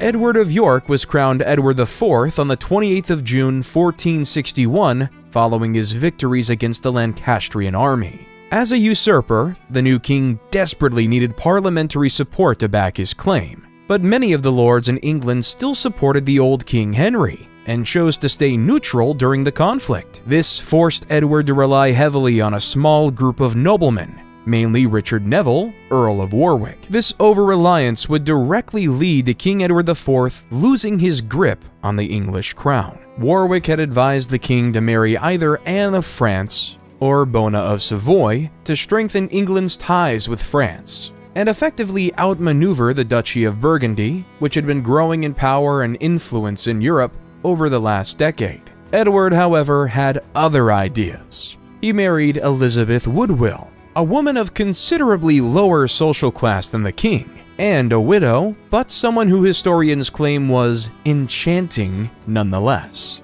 This enraged Warwick, who began to seek allies elsewhere. In 1467, King Edward dealt Warwick another humiliating blow, dismissing his brother from his position as Lord Chancellor. By now, though, Warwick had amassed enough support to challenge the unpopular king. He traveled to London with an army and intended to remove the evil councillors that had taken hold of the English government. With the king preoccupied in the north, Neville's army was easily able to defeat the royal troops at Edgecote Moor in 1469. The king's father-in-law, Richard Woodville, alongside his youngest son Richard, were captured and executed at Kenilworth. However, it quickly became apparent that Warwick had little support in the capital, and Edward, who had been captured and imprisoned at Middleham Castle, was released and allowed to resume the throne. What followed was a period of tense stability. Warwick was ousted from Edward's courts and decided on traveling to France, where he sought support from the continent and vowed to restore Henry VI, who was currently still alive in the Tower of London, to the English throne. Yorkist rule had become increasingly unpopular, and Warwick was able to gather an army of 30,000 men in support of his cause. Landing back in England on the 9th of September 1470, King Edward was no match for Warwick's army, and he fled to Bruges to avoid capture. Warwick restored King Henry VI to the throne. But with this, the same problems that had plagued the Mad King's reign simply returned. Mental instability meant a lack of central leadership, and caused the nobility to fight amongst itself for power like it had previously. Edward, meanwhile, returned to England aided by powerful Flemish merchants, and immediately sought support in York. Marching through the realm, he slowly gathered an army and turned his attention to the capital. He entered London unopposed and imprisoned Henry VI once again. Warwick was killed at the Battle of Barnet in 1471, while a second Lancastrian army was defeated at the Battle of Tewkesbury only a month later. Henry's only son, Edward of Westminster, died on the battlefield, while Henry himself passed away less than a year later. With the old king and his heir dead, King Edward had hoped his throne would now be secure. But the realm was in disarray, plagued by instability and infighting after years of civil war. King Edward was able to maintain his grip on power, but toward the end of his reign, he became increasingly ill and died on the 9th of April, 1483. His son, Edward V, was to take over as King of England. But as Edward was only little, the king named his brother, Richard, Duke of Gloucester, as Lord Protector and Regent while Edward came of age. But Edward would never be crowned, and England would soon discover that the new Lord Protector had little intention of vacating his position on the throne. Richard took over as Lord Protector of the realm immediately after the death of his brother, King Edward IV. Royal records do show that plans were made for Edward V's coronation, but there is great debate among scholars as to how much of this was genuine, or merely a show put on by the new Lord Protector to appease the old king's supporters. Richard's reputation as a ruthless power grabber initially stems from the speed with which he took control of the English crown. Shortly after his appointment as Lord Protector, he brutally put down a supposed plot against his life that involved the new king's uncles, Anthony Woodville. Upon the Queen's request, Richard and Anthony Woodville were to meet at Northampton and accompany the young Edward down to the capital, providing him safety and legitimacy as he ascended the throne. But while the young king waited for the arrival of his uncles, Richard got to work.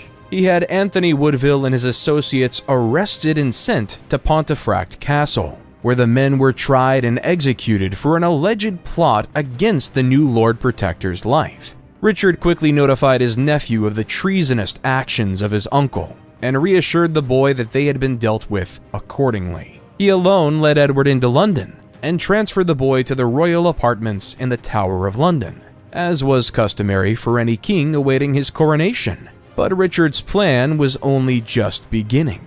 Upon hearing the news of her brother's demise, the Dowager Queen fled to the capital and sought support from those who had been loyal to her husband. But Richard had beaten her to it. He accused those close to the Queen of being complicit in the plot against his life and had them executed within days of the trial. With the Woodville's power base in tatters, Richard had only one obstacle in between himself and the English throne: the princes in the Tower. As luck would have it, the Lord Protector was informed by the Bishop of Bath and Wells that King Edward IV's marriage to Elizabeth Woodville was in fact invalid, due to King Edward still having been married to Eleanor Butler at the time of his union with Woodville.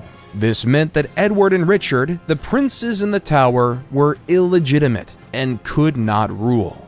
A sermon was preached on the steps of St. Paul's Cathedral on the day of the new king's coronation, declaring Edward V to be a bastard and asserting that Richard III was the rightful heir to the English throne. Shortly after this, the citizens of London and its nobility converged and drew up a petition asking Richard to assume direct control of the throne.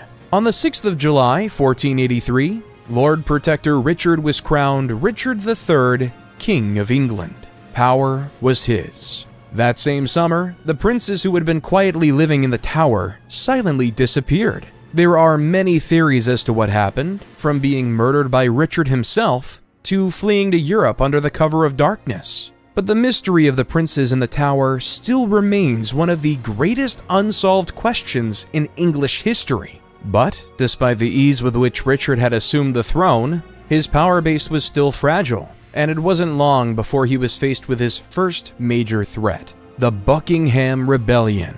Led by the Earl of Buckingham and a number of disaffected nobility who had been fiercely loyal to the old King Edward IV, they quietly planned to overthrow the new King Richard. They saw the new regime for what it was, a power grab, and they sought to give the crown back to the young Prince Edward, currently in the Tower of London. But when rumors of Prince Edward's death began to circulate throughout the realm, Buckingham had to change his plan. Luckily for him, there was another candidate ready and willing just to cross the channel, Henry Tudor. As the son of Lady Margaret Beaufort, herself a descendant of King Edward III, Henry had a legal claim to the English throne, regardless of how weak it actually was. Buckingham gathered his troops in Wales, while Henry Tudor, who had been exiled to France, gathered an army on the continent. However, just like it had in 1066, bad weather once again played an important part in the fate of England, as Henry and his ships were delayed crossing the English Channel by a fierce storm. Most of his fleet was forced to turn back to their ports in Normandy and Calais, while Henry himself anchored at Plymouth to wait out the gale. Buckingham's army was troubled by the same storm on land, and when Richard's troops arrived to face the rebel army, many of Buckingham's men deserted, leaving the Earl to be captured, tried, and beheaded in Salisbury. When Henry heard of Buckingham's fate, he fled to Paris, where the French regent supplied him with a fresh army with which to invade a year later in 1485. On the 22nd of August, the armies of Henry Tudor and King Richard III met at Bosworth Field near the city of Leicester. Accounts of the battle claim that the king's forces heavily outnumbered that of the Tudor rebel. But as Richard was about to discover, who he had with him was about to become far more important than how many he had with him. King Richard divided his army into three main units. One section would be led by the Duke of Norfolk, the other by the Earl of Northumberland, while Richard himself would take control of the bulk of the army. The battle began with King Richard attacking Henry Tudor's forces head-on. The melee was brutal, and fierce hand-to-hand combat broke out. But Henry's army was well drilled and led by the Earl of Oxford, an incredibly competent military strategist. Despite a numerical disadvantage, the Earl was able to inflict serious casualties on the royal army, causing some of the Duke of Norfolk's troops to flee the battle. It was at this moment that Richard turned to Northumberland and signaled for the Earl to reinforce his lines. But Northumberland refused. Meanwhile, on a hill overlooking the battle, Sir William Stanley, son of the Earl of Stanley, had arrived with his army. He had been loyal to Richard and the Yorkist regime since the start of the War of Roses 30 years ago. Stanley had been present at the Battle of Tewkesbury when Edward IV took the throne, and Richard had even rewarded him after his ascension to power with land in North Wales. But this meant little to Stanley, who held off on joining either side until a clear winner had emerged. With Northumberland refusing to come to his aid, Richard feared that he might lose control of his army soon. So, he mounted a risky attack, intending to charge right into Henry's forces and kill the young pretender himself, ending the battle and securing a victory. But seeing the king separated from his main army, Stanley made a decision that changed the course of English history. He joined on the side of Henry Tudor, surrounding King Richard and his men and removing the king from his horse. My horse, a kingdom for my horse," the king shouted as he fought bravely surrounded by swarms of his enemies. King Richard reportedly came within a sword's length of Henry Tudor before finally being overwhelmed by Stanley and his men. He was killed where he stood. The Battle of Bosworth Field was over, and the reign of Richard III had ended. He would be the last English king to die in battle. Myth has it that the English crown was found propped up against a bush nearby. It was taken and placed on Henry Tudor's head right there on the battlefield. Richard's body was buried without ceremony in a nearby abbey in Leicester. His death marked the official end of the War of Roses, and Richard III became the last Plantagenet king to rule over the island. After over 3 decades of civil war, England had a new king. Henry Tudor was crowned Henry VII at Westminster Abbey on the 30th of October, 1485. His ascension marks the beginning of the early modern period of English history. As a king by right of conquest, Henry faced the difficult challenge of consolidating his power and securing his position on the throne. He did this by marrying Elizabeth of York, daughter of Edward IV, and uniting the warring houses of Lancaster and York together to form the new House Tudor. He punished those loyal to the old king and rewarded any man who swore fealty to him, promising not to confiscate their lands or remove their royal titles. Many welcomed the change in leadership and pledged their support to the Tudor king. Once his position as ruler was more secure, he turned his attention to repairing the kingdom he had won, and England was in serious need of repair. Decades of civil war and 2 usurpations in the last 3 years had left the realm in serious administrative and financial disarray.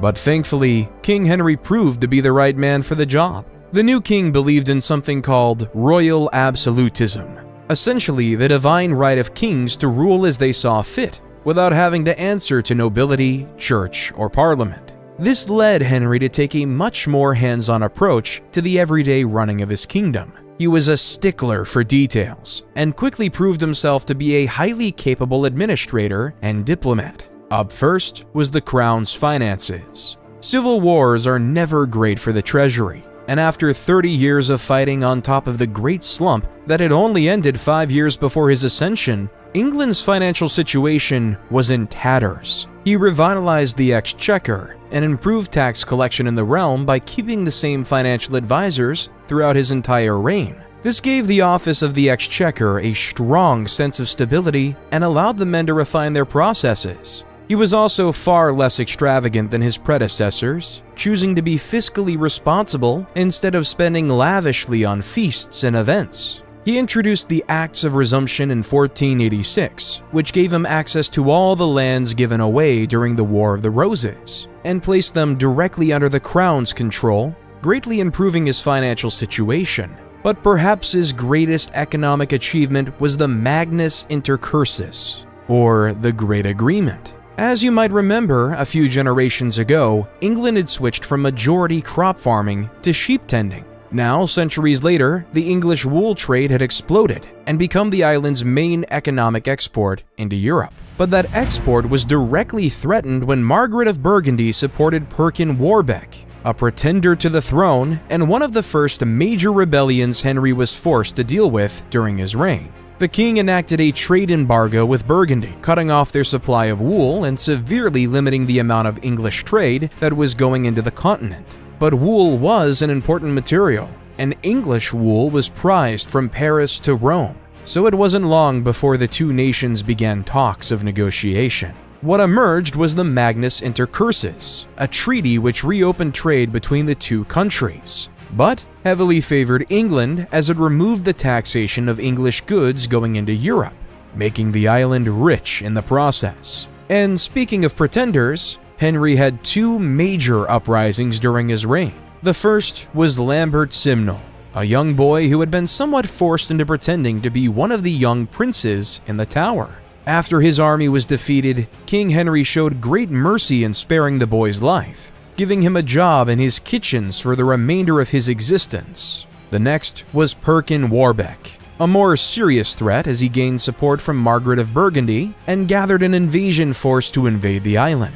Warbeck too was defeated, but unlike Lambert Simnel, he did not escape a gruesome death. He was hung alongside his supporters. In all, King Henry VII's reign was a remarkably peaceful and prosperous time. He was a fantastic and able administrator and ruled for a long 24 years where the crown's influence and control grew alongside her treasury. The realm welcomed the stability King Henry brought, and his legitimacy was never seriously questioned or challenged. But the later years of his reign were marked by personal tragedy. He lost his eldest son Arthur to the English sweating sickness and was reportedly stricken with grief. The normally stoic and reserved king could apparently be heard sobbing at the loss of his son. A year later, he lost his wife, Queen Elizabeth, and reportedly locked himself away for weeks, speaking to no one.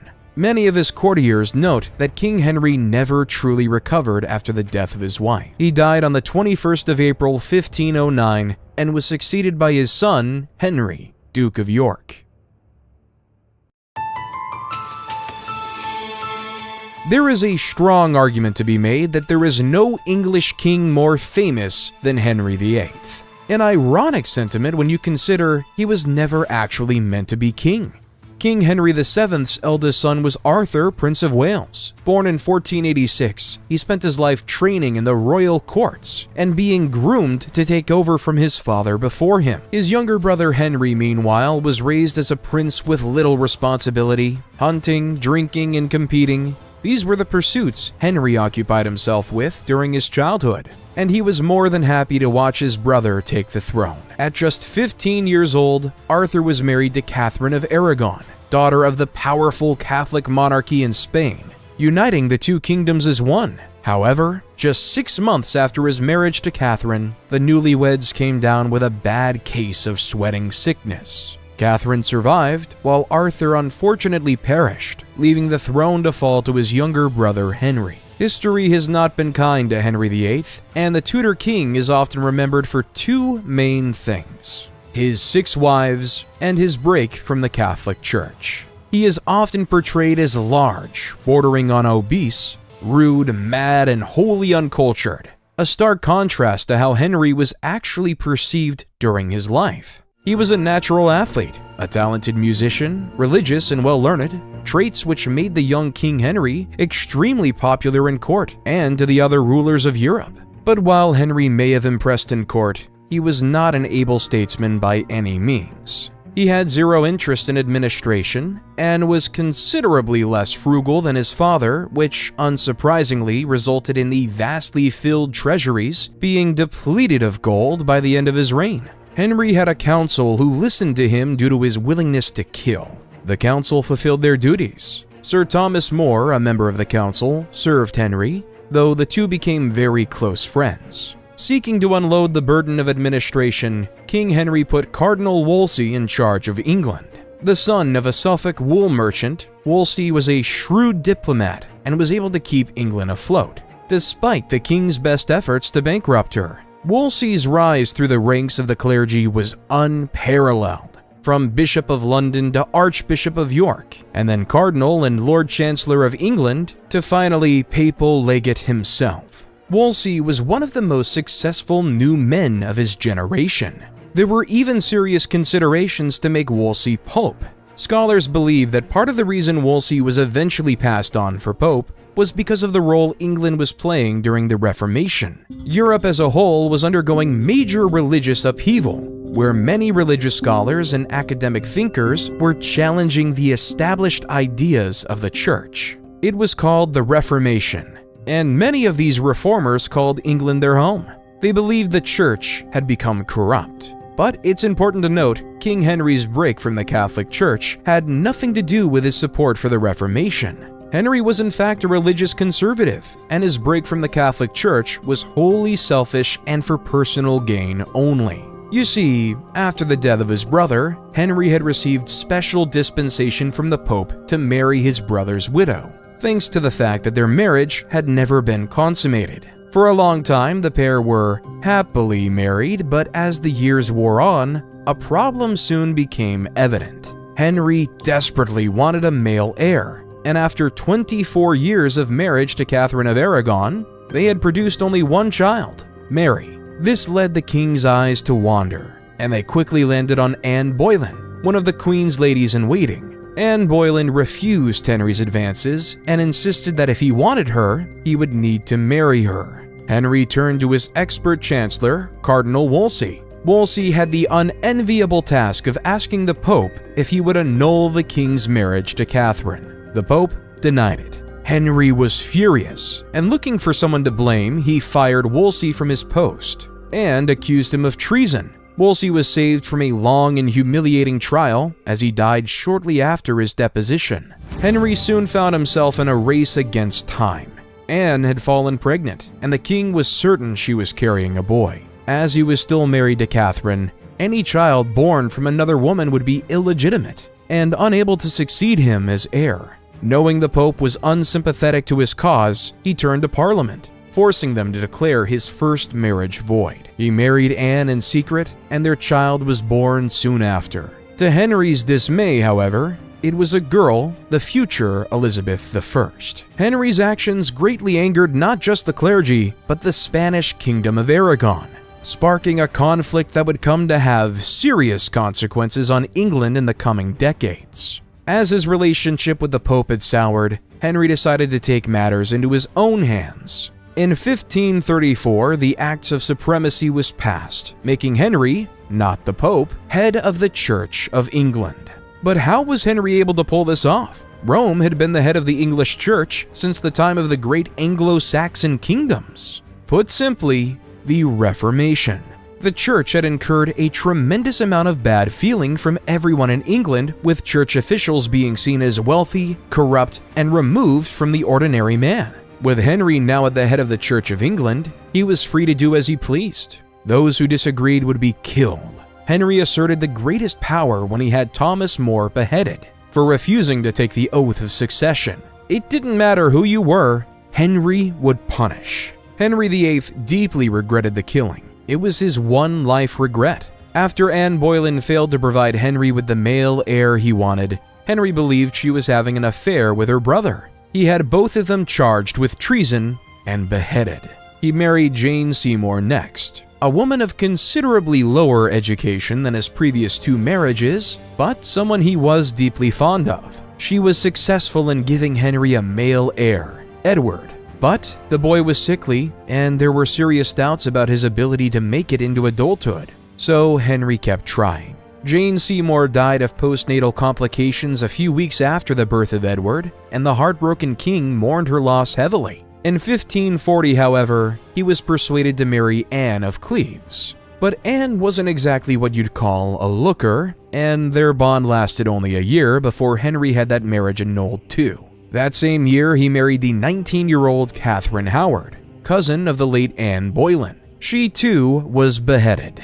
His final wife, Catherine Parr, had the luxury of being widowed by the 55-year-old Henry, who died in 1547. He was buried at St. George's Chapel at Windsor Castle, beside the remains of his third wife, Jane Seymour. His reign had been described as one of the most important in English history. Henry VIII died believing he had achieved what he'd wanted all along, a male heir on the English throne. But as we'll soon find out, his actions were about to plunge England into a period of instability and destruction that would lead to the death of all but one of his children. Crowned on the 20th of February, 1547, Edward was just 9 when he came to the throne, and thus saw his kingdom ruled by a regency council led by his uncle Edward Seymour. The youngest of Henry's 3 children, Edward was the first English king raised completely Protestant, and his reign was marked by major economic and religious upheaval. The former was very much a gift from his father, Henry VIII, who spent and squandered the vast wealth of the crown through excessive flamboyance and mismanagement. Things were not helped by a costly and ineffective war Edward VI waged against Scotland, which ended in peace in exchange for the withdrawal of troops from Scottish territory and northern France. But perhaps most impactful was the immense religious change England soon found itself under. While Henry had broken away from the Catholic Church, he still remained fervently Catholic in doctrine. upholding its traditions and practices throughout the realm. But King Edward, meanwhile, was raised a total Protestant, and under the regency of the Lord Protector Seymour, vast and sweeping religious reforms were passed in England. Staples of the Catholic Church, like Mass and clerical celibacy, were abolished, and Seymour passed the Acts of Uniformity, which forced all people in the realm to attend worship on Sunday. While a little tyrannical, it did introduce the concept of Sunday as a mandatory day off for the English peasantry. But while regents ruled in his place, King Edward VI struggled with his health. He was feeble, ghostly pale, and constantly sickly. In 1553, Edward fell ill and died. He was only 15 years old. Before his death, he, alongside his council, devised a plan for succession. Childless, Edward wanted to ensure that his kingdom remained Protestant, and so passed his crown onto his first cousin and granddaughter of Henry VII, Lady Jane Grey. This action, however, removed his older sisters Mary and Elizabeth from the line of succession. Mary was a devout Catholic and would no doubt have reversed many of Edward's reformist policies. As is the case often with royal succession, Edward's passing on the 6th of July brought chaos to England. Lady Jane Grey never had a coronation. She struggled to gain support outside the royal courts, and after just 9 days on the throne, she was removed by Mary I, Henry's eldest daughter from his first marriage to Catherine of Aragon. Amassing an army in East Anglia, Mary marched on London and deposed Jane, beheading her for treason and taking the English throne as her own. Excluding the contested reigns of Lady Jane Grey and Empress Matilda, Queen Mary was the first Queen Regent of England. But while Mary was able to wrestle control of the crown back from her Protestant cousin, England's foothold on Calais would finally be lost, ending centuries of English presence on the continent of Europe. For now, England was once again just an island. Edward's fear that his half-sister would try to undo most, if not all of his religious reforms, was confirmed shortly after she came to power. As a devout Catholic, Mary disliked Protestantism, seeing it as one of the vehicles that led to her mother's humiliation and her own disownment. During her reign, Protestants were severely repressed, and many were burnt at the stake as heretics, earning the Queen a new name, Bloody Mary. But conflict with the Protestants wasn't enough for Mary, as she soon became diametrically opposed with her own parliament. It was Parliament who stopped many of Mary's counter-reforms against Protestantism from becoming law, something she was greatly angered by. She entered into an extremely unpopular marriage with Philip of Spain, himself a devout Catholic, but was blocked by Parliament from making him co-ruler of England, essentially barring him from taking over the throne should Mary die before him. The pair never had any children, and in 1558, Queen Mary I fell gravely ill. It was obvious that she would soon die. As Parliament blocked Philip from inheriting the English throne, the crown was to be passed on to Mary's younger sister, and the last person on earth who thought she would inherit the English crown, Elizabeth.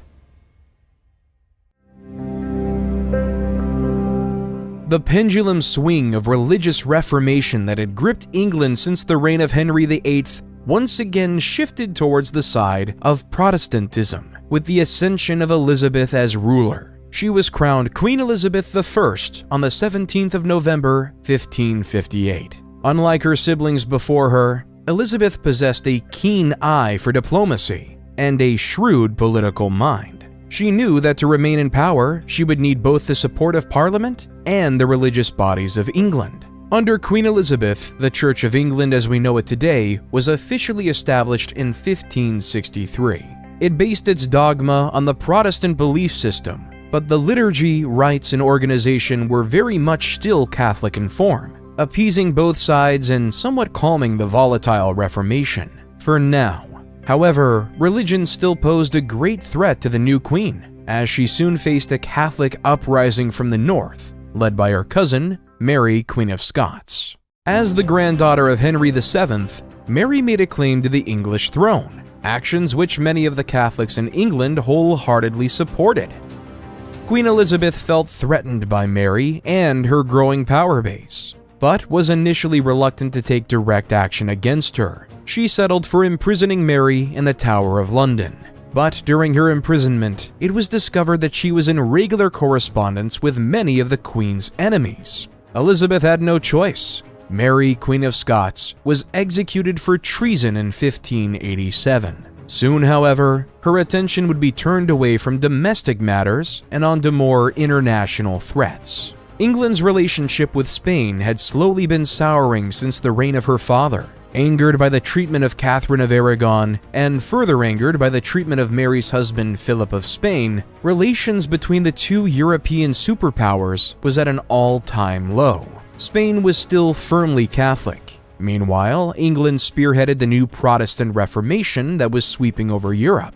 But the catalyst which finally ignited war between the two nations was the New World. Discovered by Christopher Columbus in 1492, the Spanish crown had been made rich thanks to the influx of new materials and minerals from its territories in the New World. As England's own empirical ambitions had yet to fully begin, they resorted to piracy. English sailors would raid Spanish frigates traveling across the Atlantic, stealing their wealth and bringing it back to England. Publicly, Elizabeth denounced those pirates, but in private she supported and even praised them for their actions, knighting prominent privateers, as they were called, like Sir Francis Drake and Sir John Hawkins. By 1588, Spain had had enough. They amassed a large fleet of ships with the intention of invading England. Dubbed the Spanish Armada, it left Lisbon with over 150 ships and 18,000 men at their control. At the time, it was the largest fleet ever seen in Europe and was widely considered to be invincible. It easily outnumbered and outgunned the English fleet, and with news of its departure, fear set in at Westminster. The Armada was sighted off the coast of Plymouth, where English commander Sir Francis Drake was enjoying a calm game of bowls.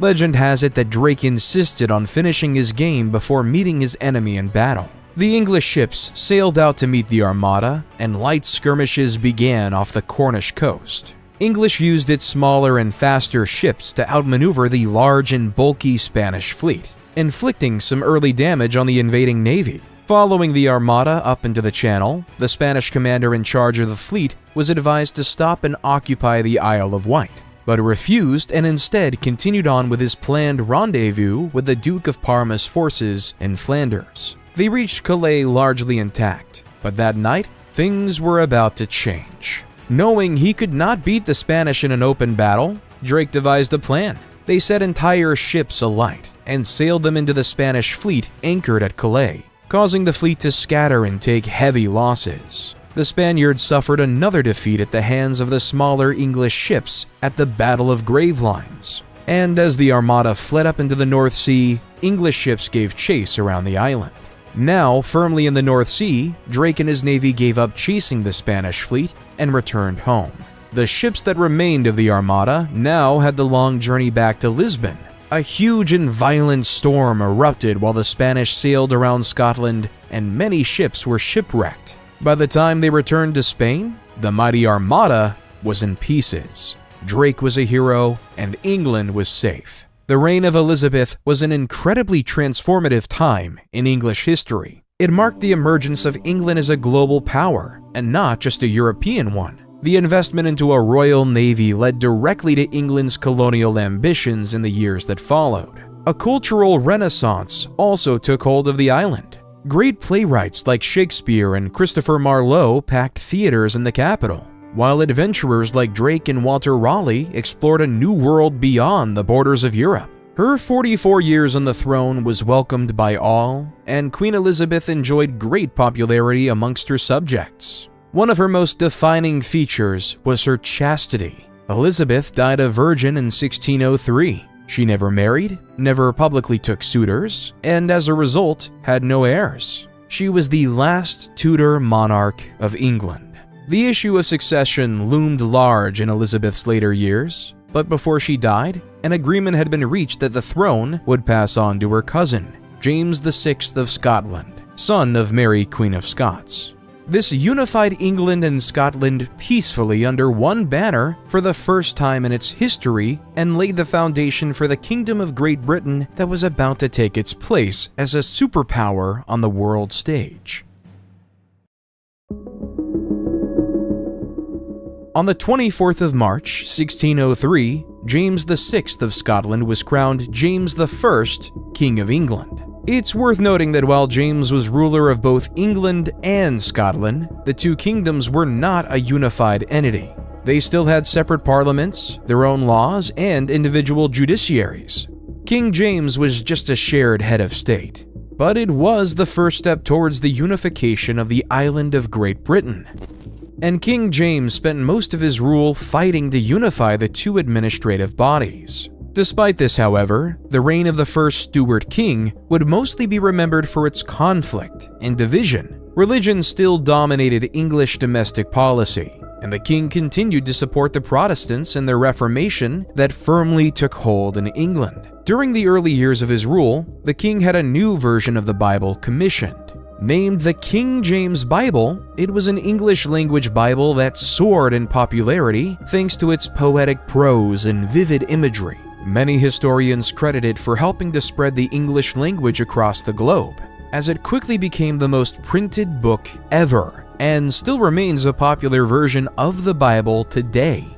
In 1604, he expelled all Catholic priests from the island, a move that would spark an explosive reaction from the increasingly radical Catholic minority which still called England their home.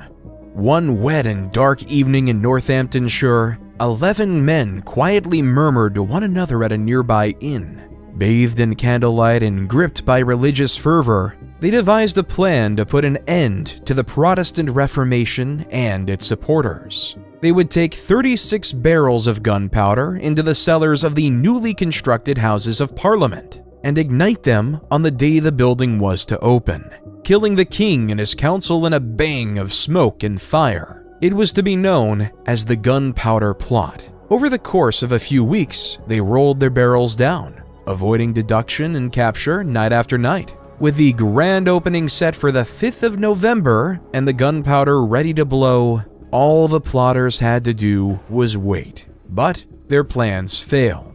An anonymous letter betrayed the plotters, and on the morning of the grand opening, royal guards flooded into the cellars to discover a lone man standing amidst the barrels of gunpowder. Guy Fawkes was caught and arrested. He was brutally tortured for several days, finally giving away the identities of the other conspirators after 3 days on the rack. The gunpowder plotters were rounded up, captured, and executed. All around London, people lit bonfires in celebration of the foiled attack on Parliament and the King. This tradition still exists in England today. The plotters had hoped their attack would stop the Reformation in its tracks, but in fact, it had the opposite effect. King James had once promised not to persecute Catholics as long as they be quiet and give but an outward obedience to the law. After the failed gunpowder plot, however, he passed a wave of anti-Catholic legislation, and many in Parliament who had remained decidedly neutral on the Reformation now firmly supported the Protestant cause. But for all the religious strife in the realm, King James's biggest threat actually came from within. Parliament had been growing increasingly powerful, and at the start of the 1600s, their influence in the kingdom was at an all-time high. In 1614, he commented that he was surprised his ancestors should have permitted such an institution to come into existence. It is sedation in subjects to dispute what a king may do in the height of his power. Like many before him, King James believed in the absolute power of the monarchy, and as a result, resented Parliament's ability to challenge and contest his rule. But while they may have had their differences, both ruling bodies were able to compromise and maintain the peace. As a result, the reign of King James I was widely considered to be a peaceful and prosperous time in England. The English crown established its first colony in the New World, Jamestown in Virginia, so named after King James and the Virgin Queen Elizabeth before him. Meanwhile, the great literary tradition of English writers continued to flourish as England became a center for culture and art in Europe.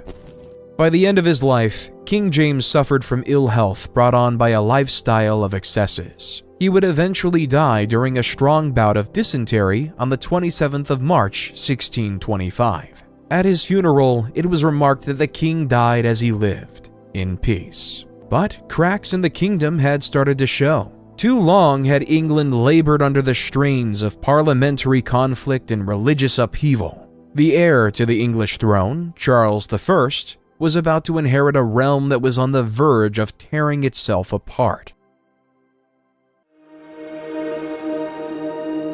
Crowned on the 27th of March, 1625, Charles I became King of England, Scotland, and Ireland in front of a large crowd at Westminster Abbey. He shared in his father's ideas of a monarch's divine right to rule, and as such, was determined to limit the power of Parliament and govern over England unchecked and unquestioned. Their first showdown came in 1627 when King Charles attempted to levy taxes without parliamentary backing. Parliament responded with the Petition of Rights a year later. Its basic premise was that no taxes of any kind could be allowed without the permission of Parliament. For Charles, this was the final straw. He dissolved Parliament and ruled without it for the next 11 years, levying a number of dubious taxes and passing new laws without parliamentary backing, actions which made the English king extremely unpopular. During this time, England saw an unprecedented level of emigration from the island. It is estimated that up to 60,000 people left England, with half of them going to the new American colonies across the Atlantic. It wasn't only because of the unjust and steep taxation levied by King Charles, but because they sought religious freedom in the New World. The Calvinist movement had become increasingly popular in the kingdom, especially amongst the middle and lower classes, and given rise to Puritanism. Puritans believed that the new Church of England wasn't Protestant enough in its practices, and thought it needed to further separate itself from Catholic doctrine, which still permeated some aspects of its worship. Because of the increasing amount of Protestant offshoots that were springing up, Archbishop Laud attempted to impose uniformity on the English Church, opposing the Puritan ideal of a stripped-back ceremony in favor of a traditional ceremonial splendor, similar to that of the Roman Catholics. As a result, a vast majority of the people who left for the colonies were Puritans, who wished to practice religion the way they saw fit. But the impact of King Charles's taxes should not be understated. He attempted to levy ship money, a form of taxation that previously only applied to port cities, but now applied to the entire country, leading to a sharp decline in his popularity and firm opposition to the royal regime. Angry at the lack of support and desperate for money, King Charles had no choice but to call Parliament. The short Parliament, as it came to be known, sat for just 3 weeks. It came to an abrupt end after Parliament refused to vote on any new taxes until the king had listened to their long list of grievances. After a rebellion broke out in Scotland just months later, Charles was once again forced to call Parliament. This time, Parliament would sit for 20 years, earning itself the nickname the Long Parliament. It was apparent to all that King Charles's power was growing weaker by the day, and Parliament seized on the opportunity to make increasingly larger demands, all of which the king refused. The fractured and tense relationship between the king and his parliament that had been festering since the reign of King James I finally caved in. Fighting broke out in 1642, marking the beginning of the English Civil War. It was a conflict that was largely split up along class lines. Parliamentary troops, or Roundheads as they were known, were largely made up of the Protestant middle class. Meanwhile, the king's army, or the Cavaliers, were mainly supported by the nobility, clergy, and peasantry. The war began as a series of indecisive skirmishes across the region. It was during this time that a parliamentary general from East Anglia began to make a name for himself in the Roundhead army. Oliver Cromwell rose to prominence by organizing the irregular parliamentary troops and transforming them into a disciplined, new model army capable of taking on the king. But while conflict raged for the fate of the kingdom, life for most during the Civil War went on as usual. Few were involved and even fewer knew about the fighting. In 1644, a farmer at Marston Moor was told to leave because the armies of Parliament and the armies of the king were preparing to fight on his land. He responded by saying, "What? Has them two fallen out then?" The farmer was probably equally unaware that the farmland he tilled at Marston Moor was to be a turning point in the war. King Charles's army was decisively beaten by Cromwell and his men, earning Parliament the first major victory of the conflict, and gave them direct control over the north of England. A year later, the king and his army was once again defeated at the Battle of Naseby, losing control of the south of England as well. The English Civil War was over. Parliament had won. Marching back into London, they sought peace with the king. During the conflict, however, the parliamentary cause became increasingly radicalized and extreme in their Protestant beliefs. Archbishop Laud, who had pushed back many of the Calvinist reforms, was executed in 1645, and many within Parliament called for the execution of the king as the only way to prevent the nation falling into anarchy again. In 1649, King Charles was brought to trial in Westminster. The king was unyielding and stubbornly stuck to his absolutist beliefs, refusing every one of Parliament's calls for reform. The radical core had had enough. Charged with treason by a Parliament whose authority he refused to acknowledge, King Charles I was executed in Whitehall on the 30th of January 1649. For the first time since the Roman Republic, England was ruled in its entirety by a council of representative officials, and not a divine ruler. England had become a commonwealth.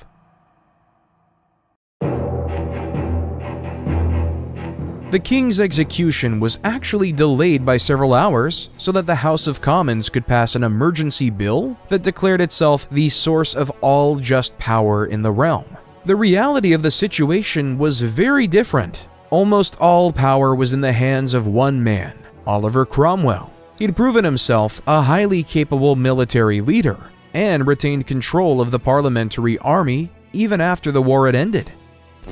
King Charles's son, Charles II, landed in Scotland shortly after his father's death and attempted to invade England through the north. Cromwell defeated his army at Worcester in 1650, and Charles was forced to flee to France.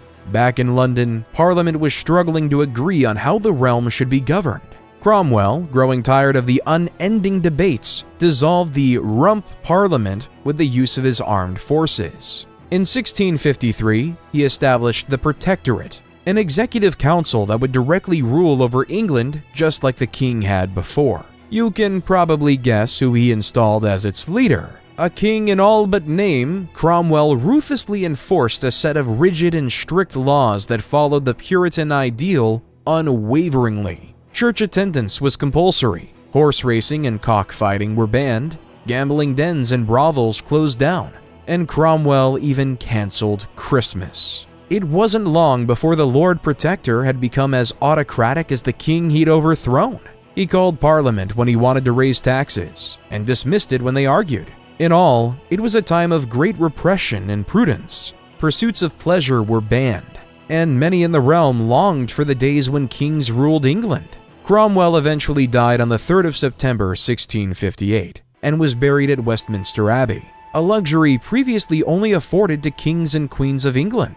There were attempts to have his son, Richard Cromwell, take over the post of Lord Protector, but Richard was a less impactful character than his father, and as such, he was ousted shortly after taking the post. The Commonwealth had become so unpopular during Cromwell's rule that after his death, the people called for the king to be reinstated. Charles II came back from exile and was re-crowned King of England on the 29th of May, 1661. The body of Oliver Cromwell was exhumed from its grave at Westminster and hung at Tyburn for all to see. When he began to rot, his head was cut off and put on public display outside Westminster Hall for the next 20 years. A statue of Cromwell still stands at the foot of the Houses of Parliament today. The Commonwealth and its Protectorate had a profound impact on English society. Puritanism became inexorably linked with military rule, and from this point onwards, the more Puritan aspects of the Reformation were staunchly opposed by Parliament as the fervor of religion began to take a back seat in domestic rule. It also strengthened the bond between the kingdom and its king. In the next centuries, while Europe burned in the crucible of revolution, England remained a staunch supporter of dynastic rule. But more on that later. Considerably less hard-headed than his father, King Charles II oversaw the restoration of the crown and the reintroduction of the royal family in England. The new king agreed to many of the proposals his predecessor had fought so hard against, and the relationship between king and parliament improved considerably. King Charles II then set about reverting many of the strict Puritan laws that Cromwell had passed during his protectorship. Alehouses were reopened, theaters were allowed to put on shows again, and sports and dance were revived throughout the region. But for all the splendor and merry that King Charles II oversaw, fresh challenges awaited as the kingdom settled back into its familiar rhythms. The English navy was at an all-time low, having just lost the Second Anglo-Dutch War that saw the Netherlands retain their position as the dominant European trader on the high seas. Back at home, the Great Plague had struck London, killing an estimated 70,000 people and decimating the already dwindling English population. The following year, the Great Fire of London burned through the capital, leaving as much as 450 acres of London real estate in ash and soot. While the fire killed many and destroyed the livelihoods of thousands of Londoners, it did bring about the end of the Great Plague, as all the infected rats burned in the inferno. Moreover, it gave the king a chance to rebuild parts of the old, run-down, and ancient city. Houses were rebuilt with high-quality materials. Civil planning was introduced, widening streets and making the capital feel less cramped. The old St. Paul's Cathedral also needed to be rebuilt, giving us the stunning architectural masterpiece we still have today. Huge changes in government were also beginning to take shape. During the reign of King Charles II, there was a move to the cabinet style of government England still uses today. Political parties were formed that became the forerunners to the Tories and Whigs. England was modernizing at a rapid rate, spurred on by the new king and the restoration of the monarchy. It was considered to be a model nation, and despite its flaws, it truly was leading the way in Europe in terms of freedom and quality of life. But for all modernization, religion still plagued domestic policy in the kingdom. There was an apparent plot to kill the king and establish Catholicism in England once again. Known as the Popish Plot of 1678, it highlighted how Catholics in the realm still severely opposed the Reformation, its ideals, and the king's perceived role in all this. As a result of the plot, anti-Catholic sentiment soared, and Catholics were banned from Parliament for the first time in the nation's history. Despite this, though, King Charles was considerably more popular than his father before him, and was considered something of a modern man. He was affable, friendly, and reportedly very easygoing. His court quickly developed a reputation for being morally lax, and the king was often criticized for being overly reserved, especially in political matters. His marriage to Catherine of Braganza saw the pair produce no surviving heirs, but the king did recognize 12 illegitimate children to various mistresses. As a result, when King Charles II died on the 6th of February 1684, the throne had to be passed on to his brother, James. James was crowned James II of England on the same day of his brother's passing in 1684. He was a staunch Catholic, and despite the growing anti-Catholic sentiment that defined England during this time, he was accepted as king. But while Parliament may have been accepting of his personal Catholic persuasion, they were far less tolerant of any supporting legislation.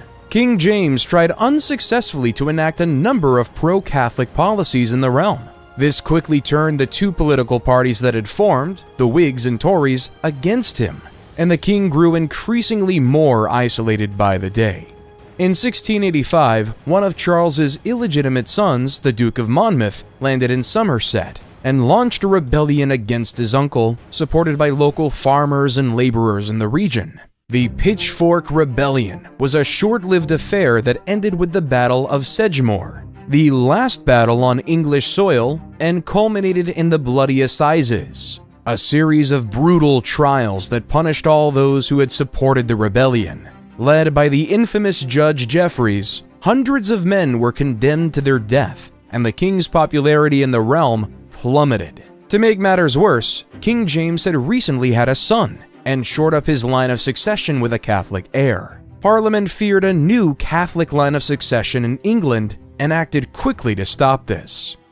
They invited the firmly Protestant William and Mary of Orange from modern-day Holland to take over the English throne from King James II.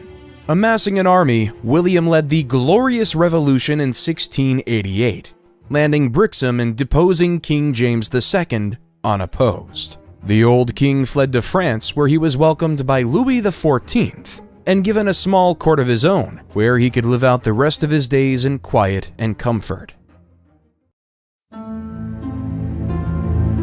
Now, it's important to note that William of Orange and his wife Mary of England were by no means usurpers of the English throne. Mary was actually King James's eldest daughter, while William was a descendant of Charles I.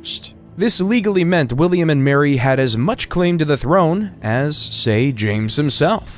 But bloodlines aside, what really made the pair such an attractive prospect was their firm belief in Protestantism. William of Orange was widely considered a champion of the faith, having led multiple wars against the powerful Catholic King Louis XIV on the continent. Together with his wife Mary, they ruled over England together as co-regents. But in reality, King William spent a majority of his time in Europe fighting the 9 Years' War. This left Queen Mary II to rule over the realm alone in his absence. She quickly proved to be an exemplary regent, ruling with a firmness and speed, all of which made her popular with her parliament and people. For the first time since the reign of Queen Elizabeth, the two governing bodies that ruled over England enjoyed a period of considerable peace and cooperation. Parliament was able to pass new bills and levy taxes with little royal pushback. And in 1689, they passed the Bill of Rights, a landmark moment in English history that forever altered the power of the crown.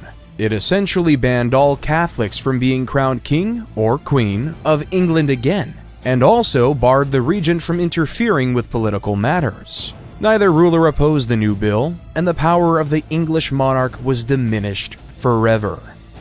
Queen Mary died of smallpox in 1694, leaving King William alone to rule the English kingdom. Shortly after she passed, the king was notified of a Jacobite uprising in Scotland, and he led an army north to confront the rebels. The Jacobites were a group loyal to the deposed James II, and wanted to assassinate King William and restore James to the English throne. You see, after the Glorious Revolution, Parliament argued that King James had forfeited the English throne by fleeing, leaving room for William to take it not by force, but by invitation.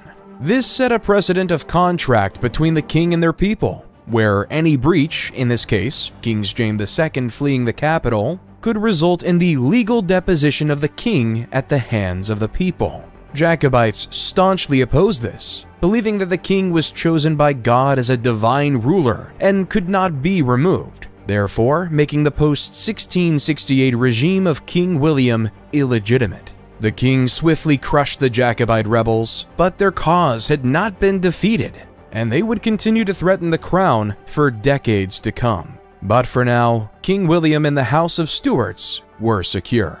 Having had no children, and with the death of his nephew, Prince William, Duke of Gloucester in 1700, the issue of succession soon took over as the main threat to Stuart rule.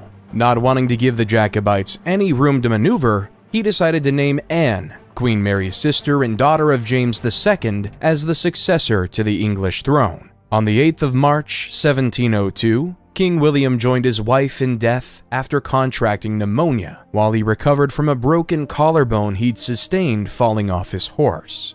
His reign had been incredibly stable, and he was a popular figure in the realm, both with Parliament and the people. The stability he ushered was a welcome change, as the iron grip of religious tensions appeared to have relaxed somewhat. Anne was crowned shortly after his death, and inherited a peaceful, prosperous kingdom.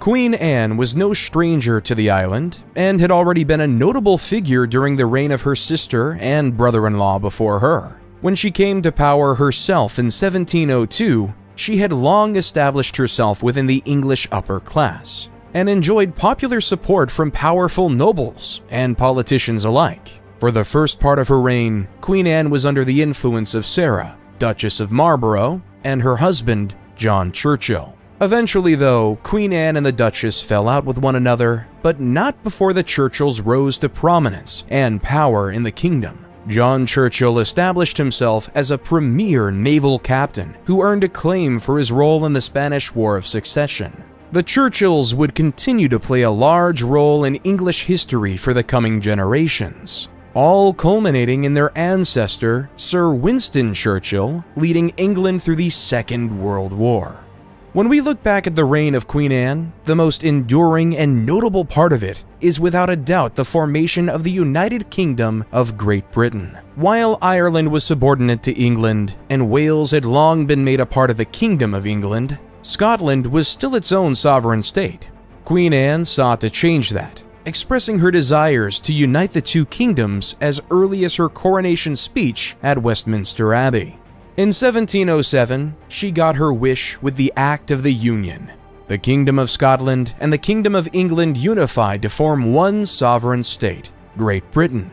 A new flag was adopted to symbolize the unity of the two realms, giving birth to the Union Jack. Now, unlike her Catholic father, James II, Anne had been raised Anglican, and as such supported policies and policymakers who shared in her religious views.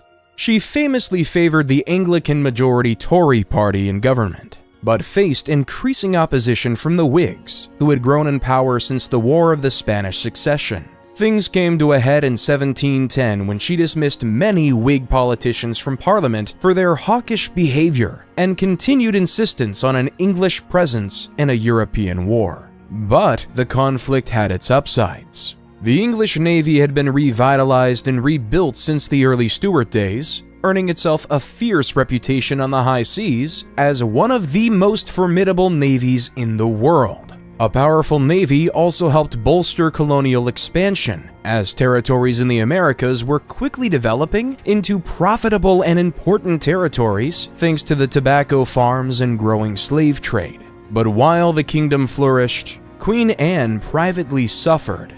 She lost her husband, Prince George of Denmark, only a decade into her reign, and towards the end of her life, she suffered from severe ill health.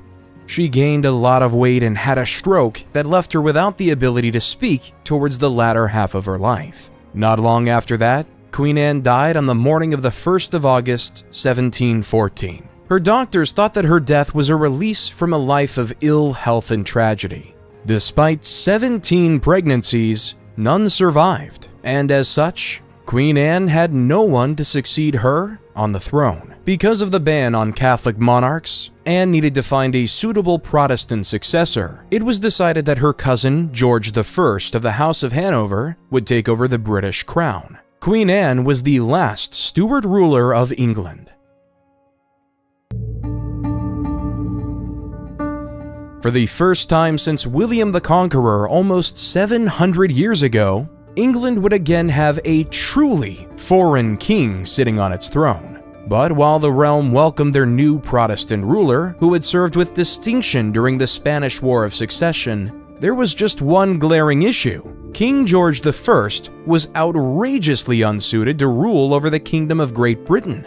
He didn't speak a word of English, he was pedantic, decidedly slow when it came to decision-making, and showed a great disinterest in ruling over the kingdom. As a result, he passed over the control and authority of the realm to a small group of trusted politicians. This was a role that would later be known as the Prime Minister, and officially gave birth to the cabinet system still used in England today. He was crowned on the 20th of October, 1714, and before he'd even had time to learn his counselors' names, he was quickly forced to deal with an old threat up north. Jacobites had once again landed in Scotland, seeking to overthrow the king and install James Stuart, son of James II, as the King of Great Britain. Like King William before him, the new King George easily quashed the rebel army. and James Stuart, later called the Old Pretender, fled to France, just like his father had. Meanwhile, back in Westminster, Churchill, the Duke of Marlborough, had now returned from Spain and came to the king to cash in his checks. The War of Spanish Succession had been fought on credit, with the idea that once it was over, the English crown would repay Marlborough for his men and material. But there was just one issue.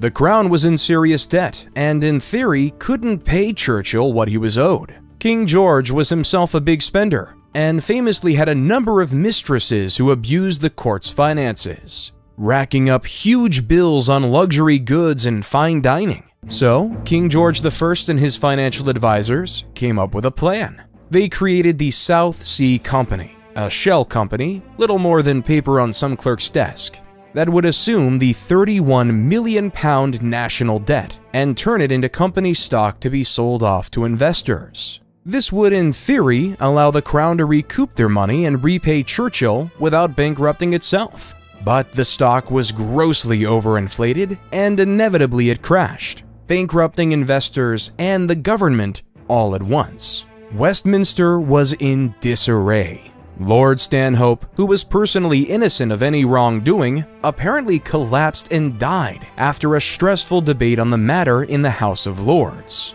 It was during this time that Robert Walpole rose to prominence. His expert management of the crisis and rescheduling of the debts allowed the kingdom to return to some financial stability and saved King George from disgrace. For his actions, he was promoted and became England's first de facto prime minister. In the aftermath of the crisis, the Bank of England took over in managing the crown and government funds, a move which eventually led to England's economy becoming the best managed in the world over the next century. However, King George, who was already an unpopular figure, had become borderline despised as a result of the South Sea fiasco.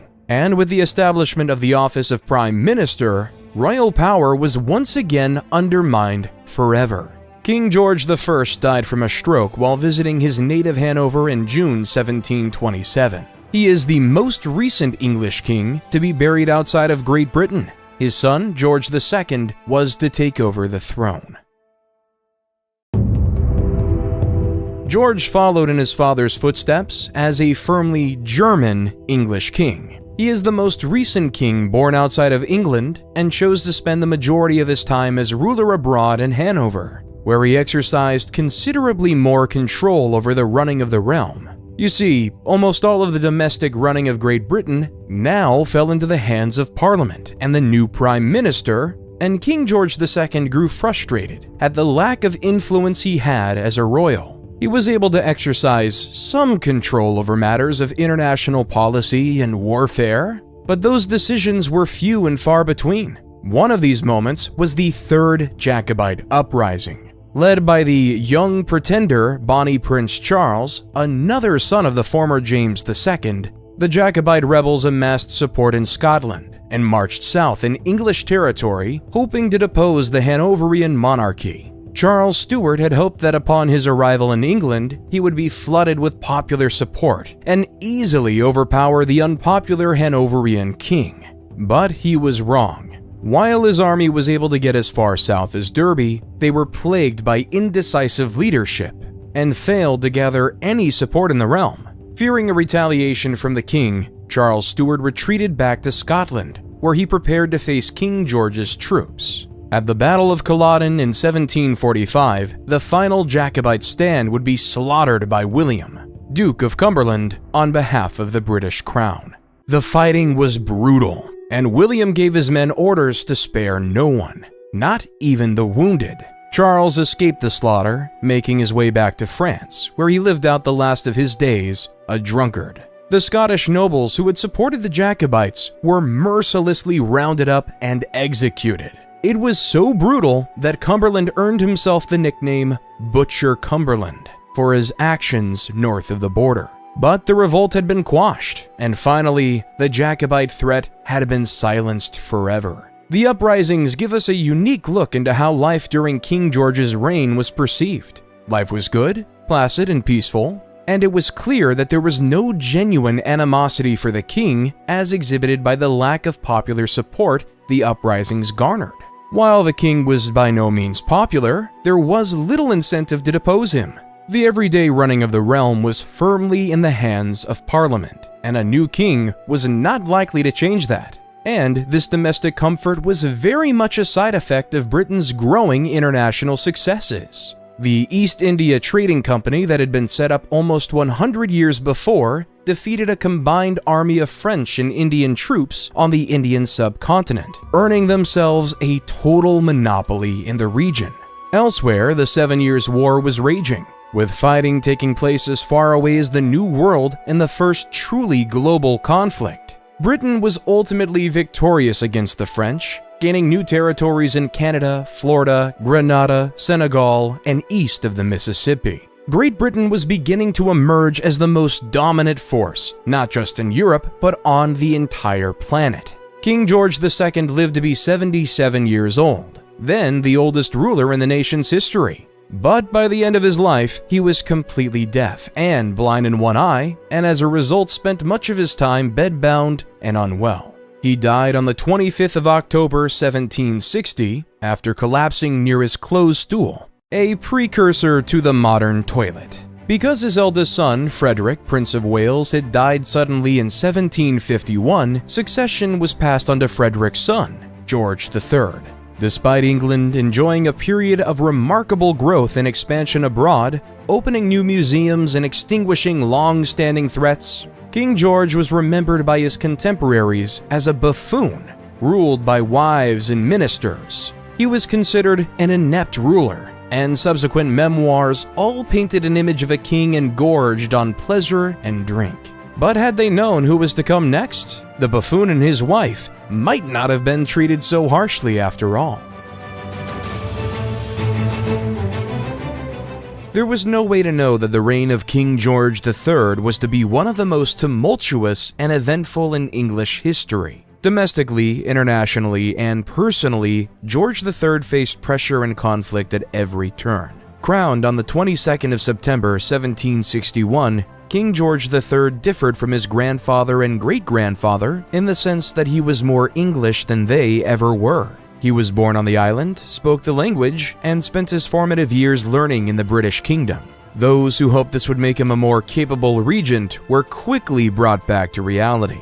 King George III would frequently become afflicted with bouts of debilitating madness, rendering him incapable of ruling and sending Westminster into disarray. This earned the king the nickname Mad King George, and there were many attempts by Parliament to install his son, the Prince of Wales, to the throne, but every time they tried, King George would regain his senses and resume his rule before any permanent decisions had been made. His early rule was defined mainly by conflict, both at home and abroad. The American War of Independence was won by the colonists in 1783, severing the Americas from the British control forever, and giving birth to the United States of America as an independent nation. Closer to home, King George was forced to deal with the Gordon Riots of 1780, where a mob of protesters rioted against the specter of Catholic emancipation and left the city looted and burnt after 3 days of violence. Before that, in 1799, the United Irishmen rebelled on behalf of the Irish people and demanded Irish autonomy from Great Britain. They were easily defeated at Vinegar Hill, and 2 years later, Ireland was officially unified into the Kingdom of Great Britain, forming the United Kingdom that still stands today. But framing all this was the Napoleonic Wars. A Corsican general with a skill for warfare and lofty ambitions had quickly come to dominate Europe, plunging the continent into a state of perpetual warfare. Fighting was sporadic, and a number of coalitions were formed to try and defeat the pint-sized general. British naval victories in the Nile and at Trafalgar earned the United Kingdom a reputation as the fiercest navy in the world, while the land war in Spain decisively pushed Napoleon out of the Iberian Peninsula. Britain was eventually victorious at Waterloo, marking the end of the Napoleonic Wars in 1815. Historians often cite this as the moment Britain became the most dominant power in the world. Under George III, The early Industrial Revolution also began, as steam engines were introduced to the British workforce. Protests against these new machines were common, and culminated in the Luddite protest, where farm workers broke into factories and smashed up the machinery for taking their jobs away from them. The rapid changes in the workforce, alongside the economic disaster that was the Napoleonic Wars, meant that social unrest in Britain was at an all-time high. Mass unemployment, depression, and civil unrest ran rampant, and the king's response was to ruthlessly quash dissent, usually by force. And keep in mind, during all this, King George would often descend into crippling bouts of madness, leaving the realm without its figurehead for months at a time. In 1810, Parliament had had enough. It was clear that George could no longer rule, and it was decided that his son, George IV, would take over as regent in his place. King George lived for another 10 years while his son ruled in his place. When he died, age 81 in 1820, he was the longest reigning and longest living British monarch in history. To this day, he's still the oldest reigning male king of England.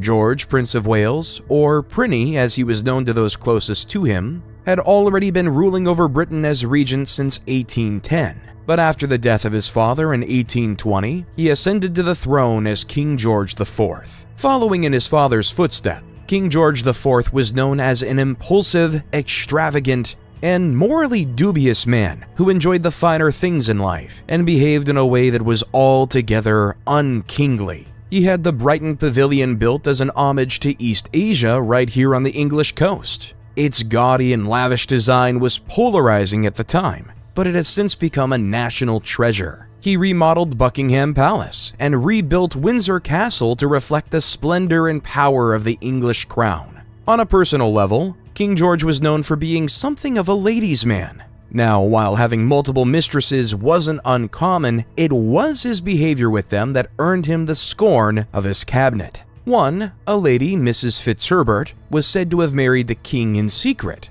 and a tunnel from Brighton Pavilion leads directly into her home nearby. As a prince, King George earned himself a reputation as an extremely charming and cultured man. He is often remembered as the first gentleman of England, but faced an increasingly hostile public after his ascension to the throne. Crowned on the 19th of July, 1821, there was drama on the day of his coronation, as the new king attempted to have his wife, Caroline of Brunswick, barred from the ceremony. He then petitioned Parliament for help in getting a divorce. Under British law, a divorce could only be granted on the grounds of adultery. Since neither King George or Caroline would admit to that, the king got creative. He tried to pass the Bill of Pains and Penalties, essentially a public trial that accused his wife of adultery, and planned to use Parliament as his judge and jury to get a divorce and deny Caroline her right as Queen of England. The debate was heavily reported in the press, and public opposition to the bill was high. It eventually passed, but only just, and as public unrest towards the bill grew, the government decided to withdraw the bill in an effort to save the reputation of the royal crown. But the damage had been done. The court of King George IV developed a reputation for extravagance and scandal. George was himself an impulsive and unreliable statesman who frequently behaved selfishly and drew the ire of many in his cabinet. The king's power continued to diminish, and George was forced to accept Catholic emancipation, a reversal of many of the anti-Catholic legislation that had been passed since the reign of Henry VIII. Despite being staunchly opposed to it, Catholics were once again given the right to vote, hold public office, and sit in Parliament. It was also during the reign of King George IV that the first regular police force in London was established by Robert Peel. But a life of overindulgence and grandeur had its toll on the king. By the time he ascended to the throne, he had gained so much weight that he was the subject of much ridicule during public appearances. He reached a whopping 17 stone, or 108 kilograms, and after a decade on the throne, his lifestyle had caught up to him. King George IV died on the 26th of June, 1830, surrounded by servants and cabinet members. A senior aide to the king privately confided in his diary, "A more contemptible, cowardly, selfish, unfeeling dog does not exist. There have been good and wise kings, but not many of them, and this I believe to be one of the worst. As his only legitimate child had died a few years prior, the throne was to be given to his younger brother, William Henry. Nicknamed the Sailor King, William had spent the majority of his life at sea as part of the Royal Navy. He had been made Lord High Admiral in 1827 and inherited his brother's throne at the sprightly age of 64. Crowned on the 8th of September, 1831, King William's comparatively short reign was nonetheless highly transformative to British society. The Poor Laws were updated and streamlined, centralizing their administrative function and establishing workhouses across the country. Many of these reforms set as a precedent for the modern welfare system still used in Britain today. Meanwhile, child labor, which had been allowed to run rampant and unchecked since the start of the Industrial Revolution, was officially banned thanks to the Factory Act of 1833. King William also oversaw the passing of the Slave Abolition Act that same year, banning slavery in all its forms across the British Empire. It's worth noting, however, that the king was staunch anti-abolition and campaigned against the passing of the bill. Despite this, the new king was far less involved in politics than his brother and father before him. The crown's political influence had diminished past the point of no return, and after his failure to remove the Melbourne ministry, he resigned himself to matters away from politics for the remainder of his reign. He would be the last king to select a prime minister against the wishes of Parliament. But away from the chatter and dealings of Westminster, King William's personal life was much more under his control. He was in a 20-year-long partnership with Irish actress Dorothea Bland, with whom he had 10 children, 5 boys and 5 girls. The pair appeared to have enjoyed each other's company, as evident by their extended courtship and drama-free years together. William's father, King George III, was supportive of his son's relationship and bestowed onto William the title of Ranger of Bushy Park, a role which included a large residence known as Bushy House on the outskirts of London. But Dorothea Bland would never be queen, as the pair split in 1811. Bland was given custody of the 5 girls and paid a monthly sum for their upkeep under the condition that she never returned to the stage. She, however, did return to acting, hoping to earn some extra money to pay off a debt one of her daughter's husbands had incurred. When news reached William, he stopped paying her monthly allowance, and she eventually fled to France to avoid the debtors, who she'd failed to pay off. She died impoverished in 1816. Just a few years later, William's search for a proper wife concluded with his marriage to Adelaide of Saxe-Meiningen. She was of royal stock, in her prime childbearing years, and it's reported that she and William became extremely fond of one another. This luck continued well into kingship, as William proved himself to be an expert diplomat, especially on the international stage. He oversaw the initial phases of the construction of the Suez Canal, and stressed the importance of its ability to garner good relations between the British Crown and Egypt. He also helped repair Britain's relationship with America, which had suffered immensely under King George III. At a dinner party with the American ambassador, King William loudly proclaimed his regret for not being born a free, independent American. So much did he respect that nation which had given birth to George Washington, the greatest man that ever lived. Anglo-American relations steadily improved under his rule, and the two nations are still close to this day. But for all his charm and diplomatic tact, he and Adelaide had no surviving children, and as such, King William was presented with a succession crisis towards the end of his life. The king was extremely fond of his niece, Princess Alexandrina Victoria of Kent, and named her as his heir during his final birthday banquet. By this time, the king was gravely ill, but wanted to survive to see his niece turn 18, ensuring that the crown was passed directly to her, and not placed under a regency council as was custom for under 18s. His last year alive was a torturous one. Princess Adelaide reportedly stayed by his side, refusing to go to bed for 10 days as his health worsened. King William IV died in the early hours of the 20th of June, 1837. He was the last Hanoverian king to rule over England.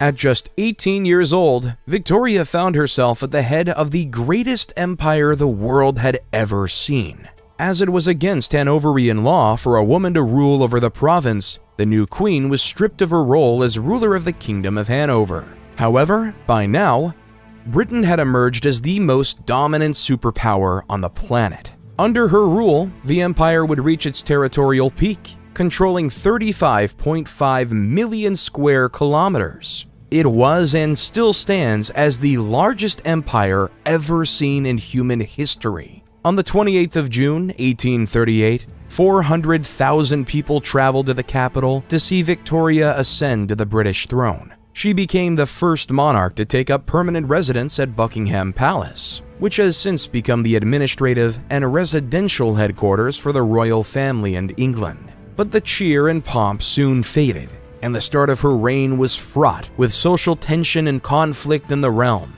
There had been a widespread demand for electoral reform and calls for universal male suffrage raying across the kingdom as ordinary men demanded the right to vote. There were also calls to abolish the Corn Law, which heavily taxed imported grains and barley that came into the island. In 1846, the Corn Laws were repealed and free trade won out, greatly improving the standard of living and contributing to a Victorian-era boom in population. Unlike her uncle William, Queen Victoria sought to involve herself in politics far more than she really should have. Because of the laws that prohibited the English monarch from meddling in political matters, she had to get creative.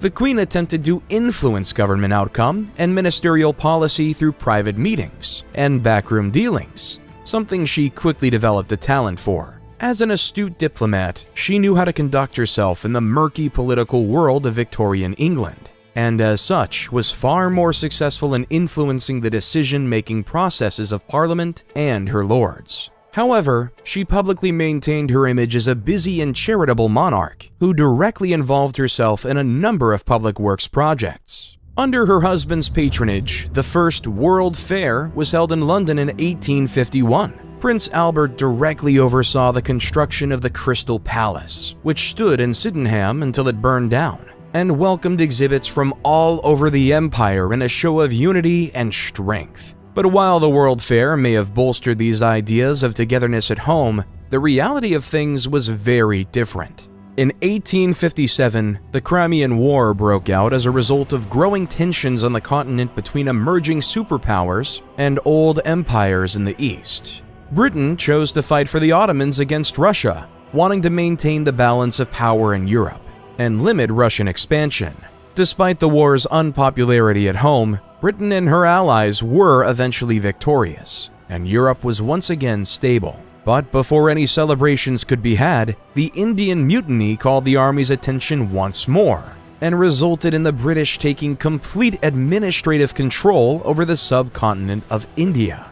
As a result, Queen Victoria officially became Victoria, Empress of India. Previously, the Indian government had worked alongside the British East India Company in the day-to-day ruling of the region. However, after the mutineers were put down and the rebellion quashed, the British government ousted both the Indians and the East India Company from their administrative positions and took control for themselves. During a proclamation to the Indian people, the Queen promised her new subjects rights and freedoms equal to that of the British public. These rights were not always maintained, and her proclamation was referred to many times during the long fight for Indian independence. Back in London, Queen Victoria and Prince Albert had been steadily reproducing, giving birth to a total of 9 children, all of whom married into European royal families. This earned the Queen the nickname the Grandmother of Europe.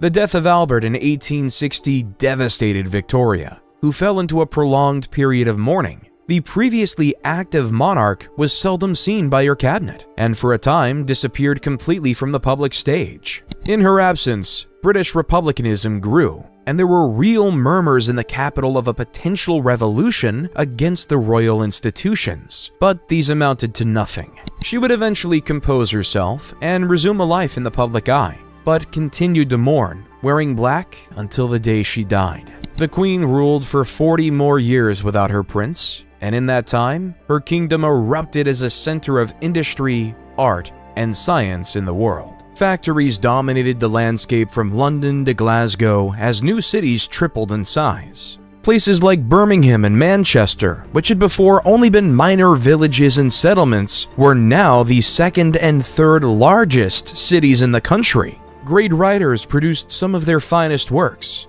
Bram Stoker wrote Dracula, Sir Arthur Conan Doyle wrote Sherlock Holmes, and Charles Dickens published some of the greatest works of literary fiction in the English language since Shakespeare. Advancements in science and medicine also progressed massively under her rule. Darwin published his theories on the evolution of man.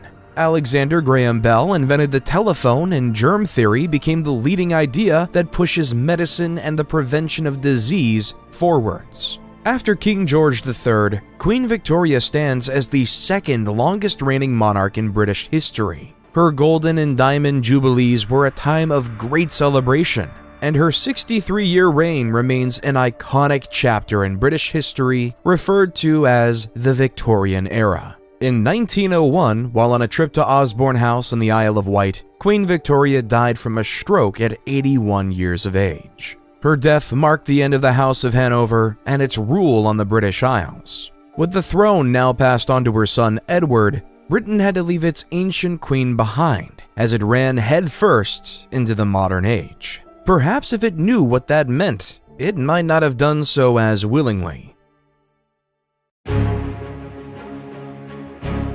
As the first of the modern monarchs of Britain, King Edward VII exemplified many of the tropes and ideas we associate with the royal family today. Throughout his time as the Prince of Wales and later as king, he traveled extensively throughout the country and the world, performing traditional ceremonies to the public and acting as a figurehead to institutions and charities. King Edward oversaw the crown's shift to being a vehicle for public philanthropy as he opened new bridges, schools, and hospitals in an effort to modernize the role of the royal family. Since monarchical influence in politics was now legally prohibited, King Edward took a leaf out of his mother's book and took to the shadows to impose his will. He reinvented royal diplomacy, fostering good relations with many of the powerful elite in Europe, most notably the French, for whom he was called peacemaker. But he was not always successful in these endeavors. He married Alexandra of Denmark in 1863, and together they had 6 children. Like in the reign of his mother, King Edward ruled over an island that was rapidly changing. Scientific and technological advancements doubled year on year as man took flight. Wireless signals were sent across the Atlantic, and the South Pole was reached by humans for the first time in human history. But for all its developments in science and culture, the Edwardian era is best remembered for the rise of socialism.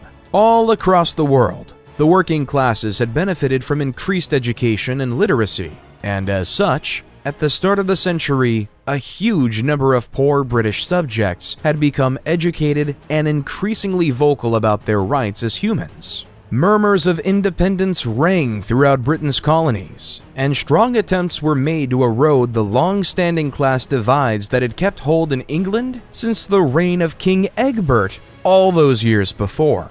At the time of his death in 1910, King Edward VII faced a constitutional crisis, spurred on by socialism and its ideals. A year prior, the Liberal Party had enacted the People's Budget, an unprecedented set of new taxes against the richest in the realm that was intended to help fund social housing projects across Britain. The House of Commons passed it, but when it came to the House of Lords, an unelected council who sit for life, it was vetoed. Technically speaking, the House of Lords had every right to do this. But there had been a long-standing honor code between the two branches of government that essentially said the House of Lords was not supposed to amend money bills, as only the House of Commons had the power to decide on the monarch's resources. Their block of the bill, while not illegal, was in bad spirit, and further emphasized the growing social divide in the kingdom. Many in Parliament believed their system of government needed to be reformed. It was under this unrest that King Edward VII died on the 6th of May 1910. He left the throne to his son George, who was to inherit not just a fractured kingdom, but a planet on the verge of tearing itself apart. But before he was accosted by arms races and constitutional crises, George was a young man who was not always meant to be king. The second son of King Edward, he spent his youth serving abroad in the Royal Navy, enjoying his freedom and reveling in the life of a prince. However, fate had other plans for him, and after his brother and the heir to the British throne, Prince Albert, died unexpectedly in 1892, George was hurriedly recalled to Britain to begin a life of preparation and education to eventually ascend to the British throne. He married his brother's fiancée, Princess Victoria Mary of Teck, and together the pair had 6 children. In 1910, with the passing of his father, George was crowned King Emperor of the United Kingdom on the 22nd of June to joyous celebrations in the capital. The constitutional crisis that had defined the end of his father's reign was quickly dealt with thanks to the Parliament Act of 1911, which saw the House of Commons establish legal supremacy over the House of Lords. England itself was experiencing a period of civil unrest and social upheaval. The socialist ideals that had been gaining popularity now had Europe in a vice grip. Irish politicians began calling for home rule and separation from the British kingdom, while socialist politicians grew in numbers, power, and ambition within the House of Commons. But all this turmoil was about to take a back seat as Europe erupted into warfare. The First World War had begun. On the 4th of August 1914, 4 years after his coronation, King George V declared war on Germany. On the day of the declaration, the king wrote in his diary, "I held a council at 10:45 to declare war with Germany. It is a terrible catastrophe, but it is not our fault. Please to God, it may soon be over." It was not, and the war raged for 4 years as England and her allies battled against the Central Powers. It was a conflict that would claim the lives of around 40 million people, with fighting happening all over the world. The new machines which had taken society into the modern age now brought death on an industrial scale, and the war had a profound impact on the British psyche, inflicting scars that, to this day, have yet to heal. Even the king could not escape this. To him, the war was personal. The Russian Tsar and the German Kaiser were his cousins, as they shared ancestry to Queen Victoria and Prince Albert. The men had grown up together, spending summers at Buckingham Palace playing make-believe and fighting in homemade trenches in the palace gardens. Now, their countries played out these childhood fantasies with unforgiving brutality. Consequently, the English King George still carried a German surname, Saxe-Coburg-Gotha. As anti-German sentiment skyrocketed, the king drew ire for his perceived connections to their new enemy. Famous English writer H.G. Wells wrote about Britain's alien and uninspiring court in reference to the king. George responded to the author, "I may be uninspiring, but I'll be damned if I'm alien." To appease British nationalists, King George V changed his surname from the House of Saxe-Coburg-Gotha to the House of Windsor on the 17th of July, 1917. That same year, the Russians who had allied with Britain during the conflict had capitulated, and Russia was overcome with the fervor of revolution. The downtrodden Russian people overthrew the Tsar and his family, imprisoning him and establishing the Soviet Union.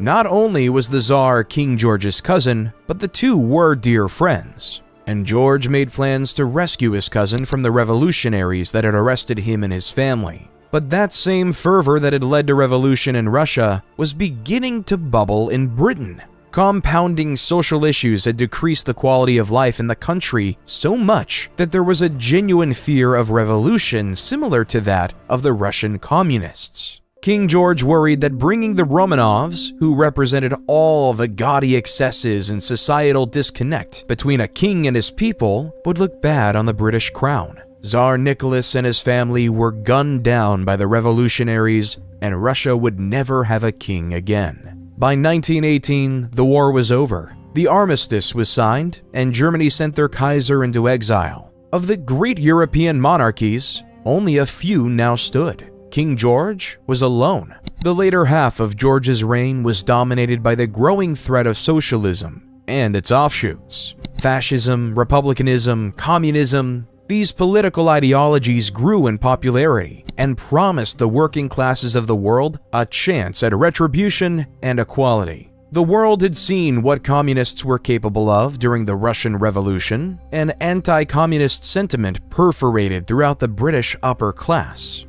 The socialist labor movement had gained massive popularity in Parliament, but instead of an all-out revolt like in Russia, they sought to work alongside the king to introduce more democratic measures to the island. The king submitted to their demands, and together they revamped the role of the British monarchy, bringing it closer to the public and the working class. In 1926, King George became a central figure in the push for self-governance in the British dominions. In 1931, the Statute of Westminster gave territories like Australia and Canada greater autonomy and self-governance, while still keeping them firmly under the British Crown. The king also oversaw Britain's financial recovery after the 1929 stock market crash. He encouraged the formation of a national government and agreed to reduce the civil list, essentially lowering the number of people on the government's payroll.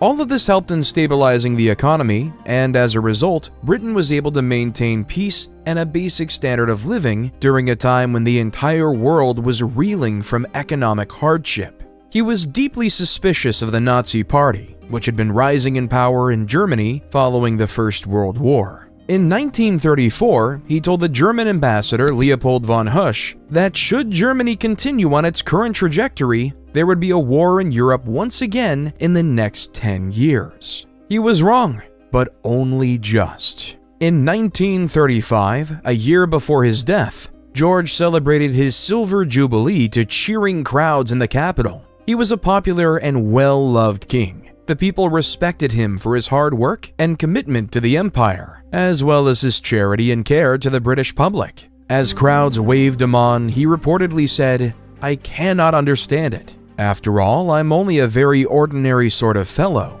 His relationship with his eldest son, Edward, deteriorated towards the end of his life, as he grew increasingly disappointed at Edward's inability to settle down and his continued affairs with married women. In contrast, he was deeply close to his second son, Albert, and became a doting grandfather to Albert's daughter, Prince Elizabeth, who referred to him as Grandpa England. In 1935, he said this of his eldest son, Edward: "After I am dead, the boy will ruin himself within 12 months. I pray to God he does not marry and have children, and that nothing stands in the way of Bertie and Lilibet and the throne." On the evening of the 15th of January 1936, King George took to his bedroom, complaining of a cold. He never re-emerged. 5 days later, when it was clear the king was going to die, his physician administered a mild sedative, intending to peacefully end the king's life. He argued that he wanted to preserve the monarch's dignity and spare him and his family any more suffering. It was decided that he would be killed by 11:55 p.m. to ensure that the news broke in time for the morning papers, and not the less inappropriate evening journals. Against the king's personal wishes, the British crown was passed on to his eldest son, Edward, Prince of Wales. As the second monarch of the House of Windsor, there were many in the kingdom who hoped that the crown would prove a stabilizing influence on the eccentric Prince Edward. It did not. The new king showed great impatience at following royal protocol, and caused major concern amongst the political factions of Westminster for his complete disregard for established constitutional conventions. He caused a serious constitutional crisis only a month into his rule after he proposed to marry Wallis Simpson, an American woman who had divorced twice already. The British Prime Minister himself opposed the marriage, arguing that a twice-divorced woman with 2 living husbands was not a politically or socially acceptable person to have as queen consort. Furthermore, his proposed marriage would jeopardize his position as the head of the Church of England, which forbade marrying a divorcee if their ex-partner was still alive. It became clear that if King went through with the marriage to Wallis, the Prime Minister and his cabinet would retire in protest. This was serious, as it would ruin his status as a politically neutral monarch, and could potentially draw opposition calling for the total removal of the royal institution as a whole. King Edward would have to choose between love or duty. He chose love. After only 326 days on the throne, King Edward VIII abdicated. Unknowingly, he had given his late father the very thing he had wished for. Prince Albert now would be King of Britain and her empire. Upon his accession to the throne, Prince Albert chose to adopt a regnal name and was thereafter known as King George VI.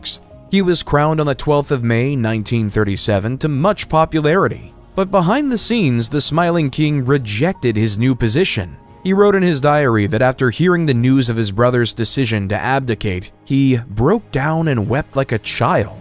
Rumors spread across the country that the new King George was physically and mentally unfit to rule. This is in some ways true. King George had a speech impediment and a stutter, not the kind of trait you want when you need to portray yourself as a strong figurehead. He frequently saw a speech therapist who was able to coach the king through his public engagements, and in all surviving recordings of the king, there is almost no noticeable stammer to be heard. The Queen and I are very happy to be in Scotland once more. During the first years of his reign, King George toured in North America in an effort to bring the isolated Americans closer to the issues in Europe. You see, King George, along with the rest of Europe, knew that war was imminent. He was forced to publicly support British Prime Minister Neville Chamberlain's policy of appeasement, even bringing the Prime Minister onto the balcony of Buckingham Palace in an extraordinary show of unity. But it was increasingly clear that peace in our time wasn't going to last very long. The king was well received in the US, and he was successful in shoring up American support in any upcoming conflicts.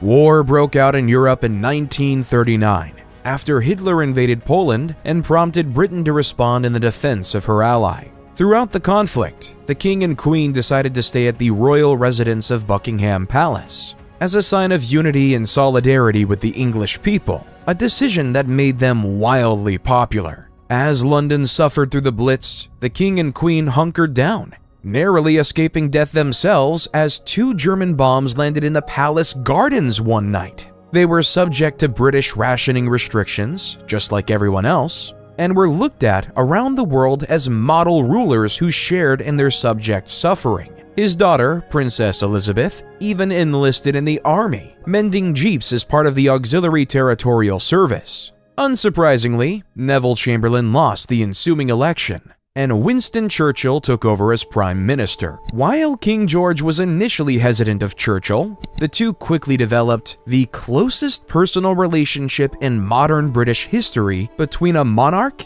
and a Prime Minister. Every Tuesday for 4.5 years, the two men met to privately eat dinner and discuss the war with unparalleled frankness. In the meantime, the king and queen would regularly make visits to bombed-out houses and factories around the country, boosting morale as they went. King George even visited the army in France, Italy, North Africa, and Holland, and the British king became a symbol of national resistance across the globe. In 1945, the war was over. Guns ceased to fire and bombs stopped being dropped. Britain and her allies had won. During celebrations, crowds gathered outside Buckingham Palace chanting, "We want the king!" King George gave them what they wanted, and, echoing his actions almost 6 years ago, he brought Prime Minister Churchill onto the balcony to join him.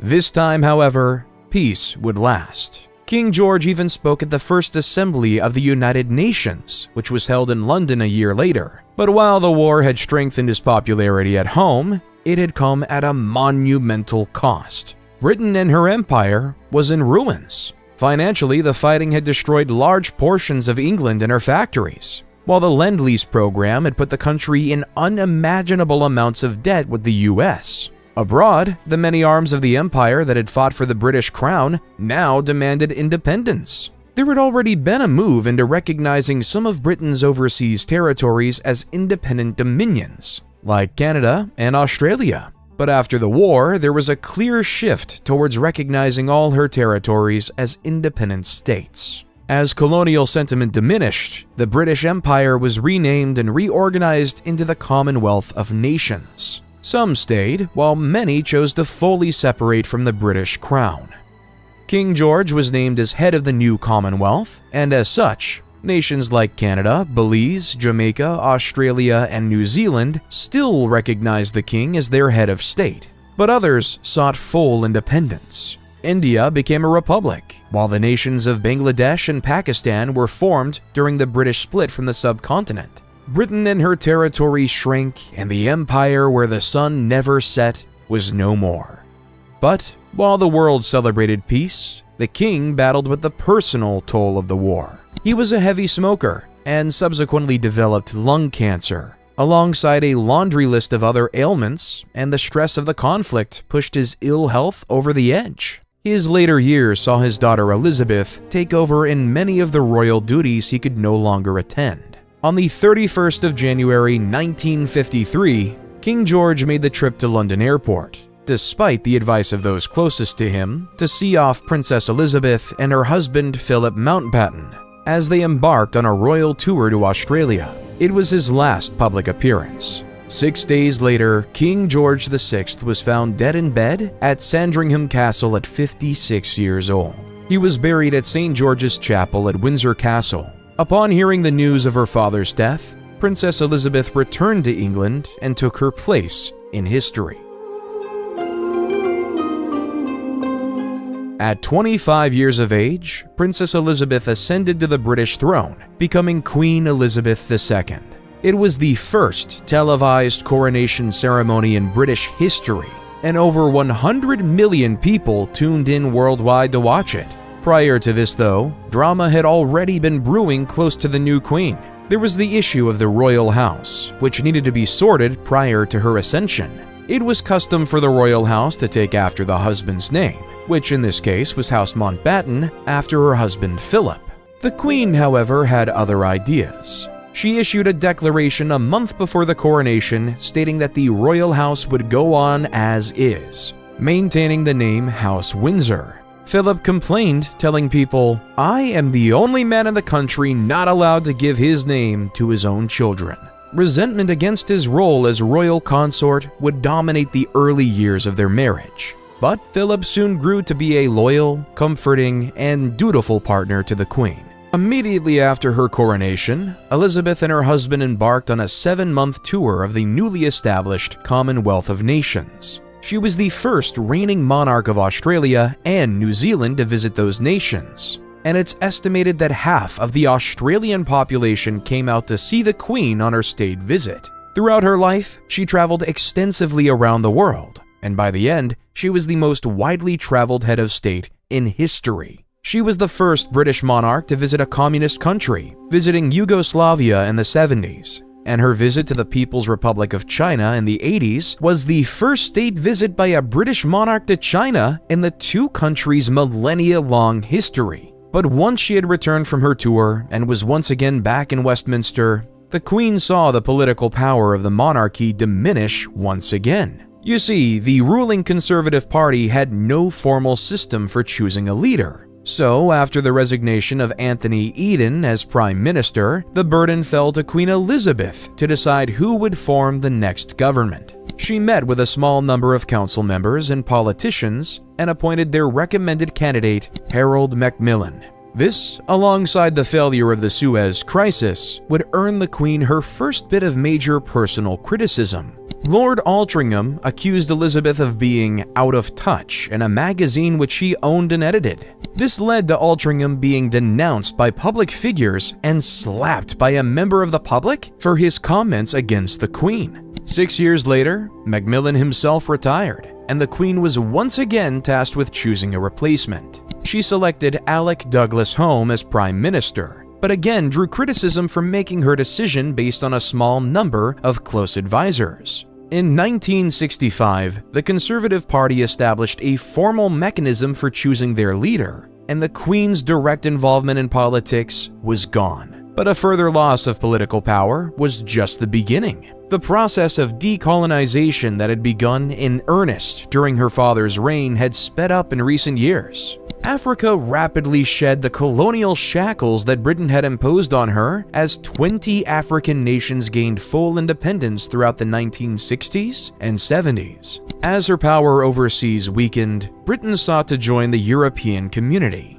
a precursor to the European Union, a goal it achieved in 1973. There was great concern during this time about the power and influence of the Crown, especially amongst her dominions. Australian republicanism was on the rise, and Canada's Prime Minister, Pierre Trudeau, seemed to wholly disregard the reagent in her importance, sliding down the banisters at Buckingham Palace and pirouetting behind the Queen's back during a state visit to London. A few years later, when Canadian politicians were sent to London to discuss the patriation of the Canadian Constitution, they found Queen Elizabeth to be better informed than any of the British politicians and bureaucrats. Canada would get its independence in 1982, but the Queen maintained her role as their head of state. She suffered great embarrassment when the surveyor of the Queen's pictures, Anthony Blunt, was unmasked as a communist spy, and during the 80s, numerous attempts at her life were made, none proving successful, but each growing in danger and intensity. During a trooping of the color in 1981, 6 shots were fired at the Queen in close range as she rode her horse down the Mall in London. That October, during a state visit to New Zealand, a 17-year-old Christopher John Lewis fired a shot from a .22 rifle at the Queen as she stepped out of her vehicle. A year later, an intruder broke into Buckingham Palace and sat watching the Queen sleep. When she awoke, the two calmly chatted while Elizabeth waited for palace police to arrive. In all instances, the Queen escaped harm. Throughout all this, she had managed to endear herself to the public, showing immense poise and grace during each and every attempt on her life. Royal popularity was relatively high, but the 1990s would prove to be a difficult decade for not just the Queen, but the monarchical institution as a whole. During a speech to mark her Ruby Jubilee, the Queen commented on her annus horribilis, or horrible year, in 1992. Many of her children had suffered highly public breakdowns in their marriages. Prince Andrew had separated from his wife Sarah, while Princess Anne had officially divorced Captain Mark Phillips. But the biggest blow to royal popularity came with her eldest son, Prince Charles, and his now estranged wife, Diana. On the 7th of June, Diana published her tell-all memoir, Diana the True Story, revealing all the problems in her marriage and the stifling atmosphere of the royal family. It went into sordid detail about Charles's affair with Camilla Parker Bowles, and made Diana incredibly popular with the public, all while bringing down the reputation of the crown and besmirching the heir to the British throne. A fire broke out in Buckingham Palace in November of that year, and it was under all these events and more that the Queen remarked, "1992 is not a year on which I shall look back with undiluted pleasure." In the words of one of my more sympathetic correspondents, it has turned out to be an annus horribilis. The 90s saw the Crown combat the rise of tabloid journalism. Sensational headlines and growing personal dramas made the royal family a frequent front-page presence. In 1997, Diana, who by now had officially separated from Charles, died in a high-speed car crash in France after being followed by paparazzi. The Queen took her young grandchildren to Balmoral Castle so that the young boys could grieve in private, away from the intense media coverage. But the Crown's silence and seclusion led to a wave of public outrage. Later, rumors would arise that the Queen had ordered Diana's death. But these claims are unsubstantiated, and a toxicology report on the driver showed he was drunk at the time of the accident. Before the end of the century, the Queen would play an integral part in the devolution of the UK Parliament, formally opening the new legislatures in Wales and Scotland. In 2002, she celebrated her Golden Jubilee to enormous crowds that surprised even the Queen herself. A decade later, she would see the same crowds celebrating her Diamond Jubilee. That summer, the Queen opened the 2012 Olympic Games, becoming the first head of state to open 2 Olympic ceremonies after her role in the 1972 Montreal Olympics. But as she crept steadily into old age, the well-traveled and beloved Queen began to slow down. She had a number of surgeries and minor health scares, and officially gave up driving on public roads after an accident involving her husband in 2019. In September 2015, Queen Elizabeth II became the longest reigning monarch in British history. overtaking Queen Victoria, who had ruled over 150 years ago. A few years later, she became the first British monarch to celebrate a sapphire jubilee, as well as a platinum wedding anniversary to Philip.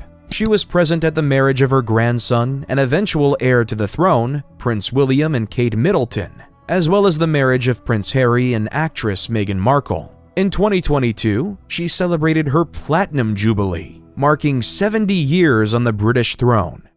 That year, she became the second longest living monarch in history, behind King Louis XIV of France, who had ruled for 72 years. By this time, though, the Queen was visibly much frailer, and soon passed public appearances and engagements over to her son Charles. On the 8th of September, the Queen fell ill and her family rushed from all over the globe to be by her side. She died peacefully at 15:10 British Standard Time at Balmoral Castle in 2022, age 96. Her reign spanned an immensely transformative period of not just royal history, but world history. The crown had undoubtedly fallen in power, but the Queen and her conduct ensured that it held on to its prestige. She was a well-respected stateswoman, and during her reign, her popularity remained steadily positive, despite moments of tension and drama. She made the transition into the technological age, with all its trappings, seamlessly and with grace, modernized the role of the monarch for the 21st century, and earned the respect of people all over the globe. Her death was widely mourned and attended by 500 heads of state. In her wake, the British throne was left to her son, Charles.